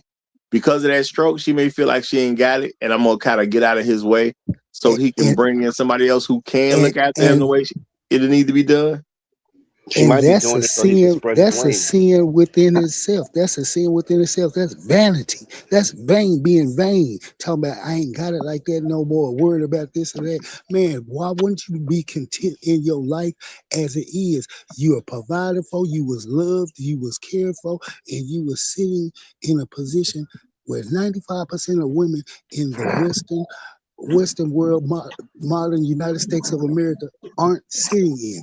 She didn't have to want for nothing, even after 30 years. And like we said, LeVar Ball looked after her and stood by her side during that stroke. Man, I statistically would say 5 out of 10 men would have burnt rubber and left. That would have been too much for them to bear. And I'm being kind by saying 5 out of 10. I want to push back. Before you I push really back, think, let me say shout out to Black Google Strikes. He said black women also have a problem with how bold and unapologetically masculine he was with that white woman. How dare Oh that yes. ninja carry on like that with that white woman? He was making scenes out there that black women just could not tolerate. Like, oh, how's he yeah, doing? Or like, she's just taking this and taking that. Guess what? She was an obedient wife. That's what she was. She was an obedient wife. And that's something they could never ever understand or fathom in their life. The word obedient and obey and submit and follow and follow a leader. Oh, these are kryptonite words to black women. Hey, Period. hey, Yella, they probably melting hearing you say them words right now. Well, I mean, Obedient? Oh, I wish I would be obedient to a black man. Goddamn, they gonna be every bit of cussing and a fussing, and y'all know it. Like, ooh, know yeah, it. BGS know it. Everybody in the black manosphere knows it. I'm gonna say that there were some women who uh who felt some kind of way that he would talk the way he talks and walk the way he walks. They definitely made that clear. So it was women But who guess definitely what? felt some kind of He way about don't it. give a damn. Yeah. Roger, guess what? LeVar Ball don't give a damn. He don't give a damn. Fuck them black women talking shit because he don't give a damn. Never have, never will. I don't even think he's ever been with a sister. I think that was the first woman he like he said he found the woman he wanted. She was aesthetically pleasing and she had the height. She was already in the athletics like he was when they was going to college out there in California at their small university. So she fit all the criteria that he needed. And most of all, the number one criteria, she wasn't black. She wasn't black. And Well, if you watch college volleyball like I do, you already know what she was built like. Oh yeah. yeah, yeah. Well, I know. I I seen her do. when she was younger. Well, hold on. I don't want to put a false narrative on him either that he avoided black women because the way you said that, people could take it that way. It's not Well, that he let him necessarily take it avoided. that way. What's But wrong no, Let with him no. take it what's that wrong with way, Yeah, but cause avoiding but black that's women? that's what he was after. Cause I seen the little bio on him when he was talking about how they met and when they met. Man, no, he was in no. college. I get He that was they in. did meet young, but I don't want to say that black women never had a shot because at the end of the day, usually black women gonna have the first shot because the black men gonna be around black women growing up. They had first shot. I think they just blew it, Nah, and that's what Roger, it came down to. He met a good woman and he married her, and that's what Roger, he's supposed to do. Roger. You see these white girls on the volleyball team? Sisters ain't got no shot.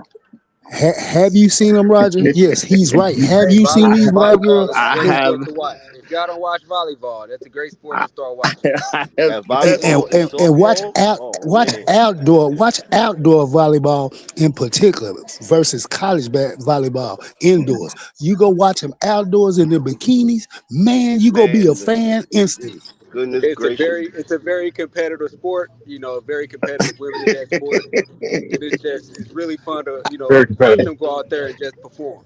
I'm with you, Hey, bro. hey, I'm with Thank you, you. hey, bro. Thank you. hey, I look. I look forward to the Olympics when they come in the summer for the Oh Olympics yes. when they in beach volleyball. Shit, I'm watching everything, everything, Listen, everything.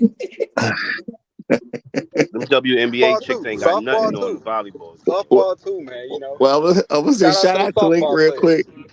Link say, Roger, also don't forget the women got mad at him for being in his son's lives after saying black men are never around. Big mad the black father helped make his black son successful. Yeah, I that is a huge part of what's going on. And that's why I'm pointing out the fact that LeVar Ball didn't do anything to any black woman from his public persona, there's nothing there where he did something to a black woman. He didn't even have daughters, so he didn't hurt his daughters. He didn't mess their chances up of getting married later. He didn't give them a bad way to look at life. You know, he didn't do nothing to a black woman. So when they're going out of their way, and I'm saying going out of their way to say all these different things that I saw, because my focus was, let me look at what are the black women gonna say about LeVar Ball? Okay, that's what I really wanted to see. And I ain't want to go to no woman who now I did hear something where I know there's some women who give positive context about black men because it's a few of them out there. So I went to one of their channels delivered just to see what was going on there. But then I said, no, let me go to a bunch of unknown women that I've never heard of, just to see if it come out good or it's gonna come out bad. Stop trying to go Unanimously, against the it was grain, all Roger. bad. Stop trying to go against the grain, Roger. You tried to look at it from an optimistic point. Don't you No, should no, have done what you did on the second go around. You said you go to those random black women because you was go get the honest feedback from them. You tried to look for a positive outcome, no. like maybe this I that. No, it listened wasn't no maybe. I listened to the positive chick because you know what I'm saying, because I know who she is, and I was like, well, let me just see what she did real quick. But that wasn't really for research purposes. For research purposes, I said I want to listen to random black women that I have no idea who they are. Okay, well let And me ask you this: when you looked at the one positive black chick, did she give any glowing reviews, or did she give some sort of reviews with some suspect to it? no, she did a pretty decent job, but she's around the space though. So you know, my thing is she kind of already knows what's going on. So she did a pretty decent job. I didn't see her do any extra folding for women at any point in it, you know. But that was just somebody I looked at for myself. I wanted to see what black women were gonna say at random. Well, I didn't know any of them at all, and I'm gonna say 100% they hated this nigga. Okay. Out of the ones that I did not know, it was not one woman who made a positive comment. And the women went after him and start going after his sons too. That ain't got nothing to Married even or do with the unmarried, story. Roger? What'd you say? Well, most of them married or unmarried? Man, you already know the What? answer to that question. Don't ask Roger that. You Yeah, know I the would answer to that assume question. unmarried. I definitely would have to assume unmarried. I didn't get any indication of them with husbands. It was just random women that I didn't pay no attention to. Don't know if I ever heard them before. And I just wanted to And, hear what their take was. and, And and the sad part was taking down LeVar Ball was not even enough. They was going after his sons too. but check it out, Roger. You didn't even put in there that they were all bitter when they were saying it. They were all bitter and spiteful and snarky when they was going at it, because that's the MO that they presented. I didn't even have to see it as you speaking. I already know what happened. You painting a picture for me without even seeing it. I know, because who are we talking about? I The mean, devil's first cousin, her. The devil's first cousin. She's gonna be bitter. She's gonna be angry. She's gonna be spiteful. She's gonna be snarky. That's what she does. That's what all she know. That's all she gonna be. well, my thing is it's sad because LeVar Ball is not really in black women's faces. When you think about who he is, we know about it because we're dude that go to do things. So ESPN, we know about that. Black women is not around where LeVar Ball is. You get what I'm saying? So they And went out their and way to do a little bit of research just to crap on this dude because and he's not that's why they popular big amongst black mad, women. Roger. Roger, that's why they big mad. They didn't know nothing about him. And then when they did the research, oh, he married to a white woman, oh, for 30 years, and and he's divorcing her. But see, they don't realize she's divorcing him. But Nah, that's they, that's they that's realized not that they didn't care. They was making up all kind of reason why it still got to be his fault. They didn't care at all, brother. That's why I want to. That's why I want to go rent a dump truck or a big ass trash truck and just go by every neighborhood that black women like that are acting and being, and I just want to throw their punk asses in the trash. Well, brother, you wouldn't have the trash bags for that because these are women just going out of their way to crap on this man. When the man said, "My wife leaves me," he didn't even say, nothing bad about the woman. He just said, "Man, my wife want to do something different. It is what Yeah. it is. We had a 30-year run. I'm good." And they Now don't he's know this free to guy. hit the strip club. Now he's free to hit the strip clubs with his sons, with two of Yeah. his sons, because one of them's married. So And, he good. well, the thing is that him being a good father. If you research the football, you can't get past that he was a good dad. You ain't gonna be able to get past that he was a great husband. You ain't gonna be able to get past none of that. So that's why I say they went out their way to crap on Now, him. now, You if they know, would have came at LeVar Ball with, oh, you only averaged 1.1 points per game and 1 rebound per game in college, then okay, I let him crap on that. But you crapping on the fact that he's a good father and a good husband, man, you bitches are witches. Period, point blank, just purity witches. well, I'm gonna say where they didn't know he was wrong, they just made up where he was wrong and went with it. you know, which Over it. again though, I'm cool on speculating because we do some level of speculation over here. So I'm not even mad at you for speculating. It's just the fact that 100% of nobody could speculate anything positive about this guy. Everybody speculated negative, all of it, every single thing. And again, he's a guy that's not really affecting black women. So you kind of went out your way to be mad at him. Hitting him with a rock is a little bit different. But y'all, I'm finna get ready to close this one down because I just need to do something. So I need to close this down slightly early. We're only about 10 minutes early. So I'm gonna let some last statements get in here that may bring us to the 3-hour mark. So Bailey, you no, excuse me, no placeholder. You up there first. So you got it. No placeholder. Any last comments? Yeah, Ryan, thanks for having me. It's a great show. I agree with most of the sentiments on the panel, as well as Black Movie. But yeah, I don't know what to say. Regarding the black women basically being like 100% basically trying to blame him, I don't even know. I agree with you. I don't know why they even involved with themselves in this.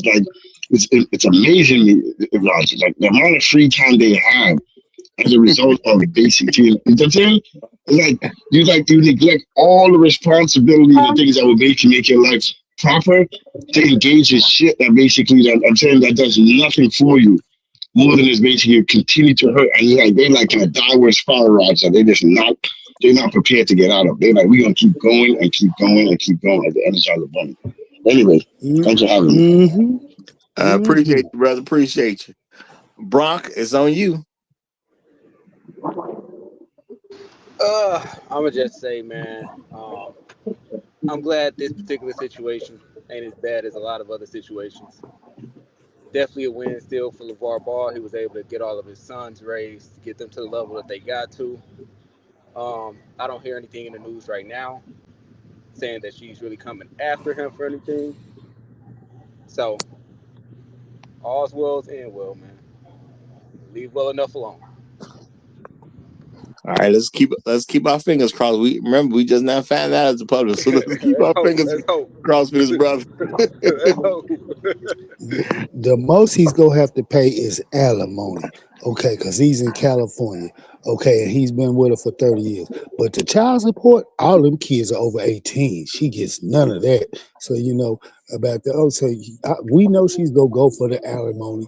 That's a done deal. But as far as these black witches are concerned, because that's what I'm gonna start calling from now on. They ain't nothing but witches. Y'all can try to say, don't talk about them like that. Hey man, the proof is in the pudding. Look, and until they show me something different, they show Black Manosphere something different, they show BGS something different, they show Black Rule something different, they show Charles Faulkner something different, they show Roger Report something different, they show AB Media something different, they show Art New Star something different, they show Art of Immo something different. All of us. They're witches. And see, y'all can say, no, I ain't gonna get on board with that because you thinking about your mama, you thinking about your auntie, you thinking about your sister. The hell with you then. What I say, the hell with you, because y'all all know. Y'all all know. Open up your eyes and call it what it is. This is black witchcraft. It's all they're pulling. All they pulling because they have no leg and no room to stand on, period. But I digress. All right. And the only person who ain't got it in, Bailey Starks, you got it, brother. Yeah, thanks, Roger, for having me up. Shout out to Mr. Ball for providing, leading, and protecting his family for the last 30 years.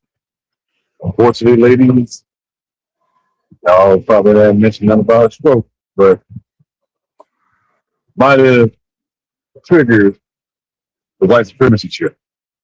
And she might have said, hey, I'm going back to the other side. I want my hot lady summer. But I'm too old to be a girl. So, meet me a couple pool boys.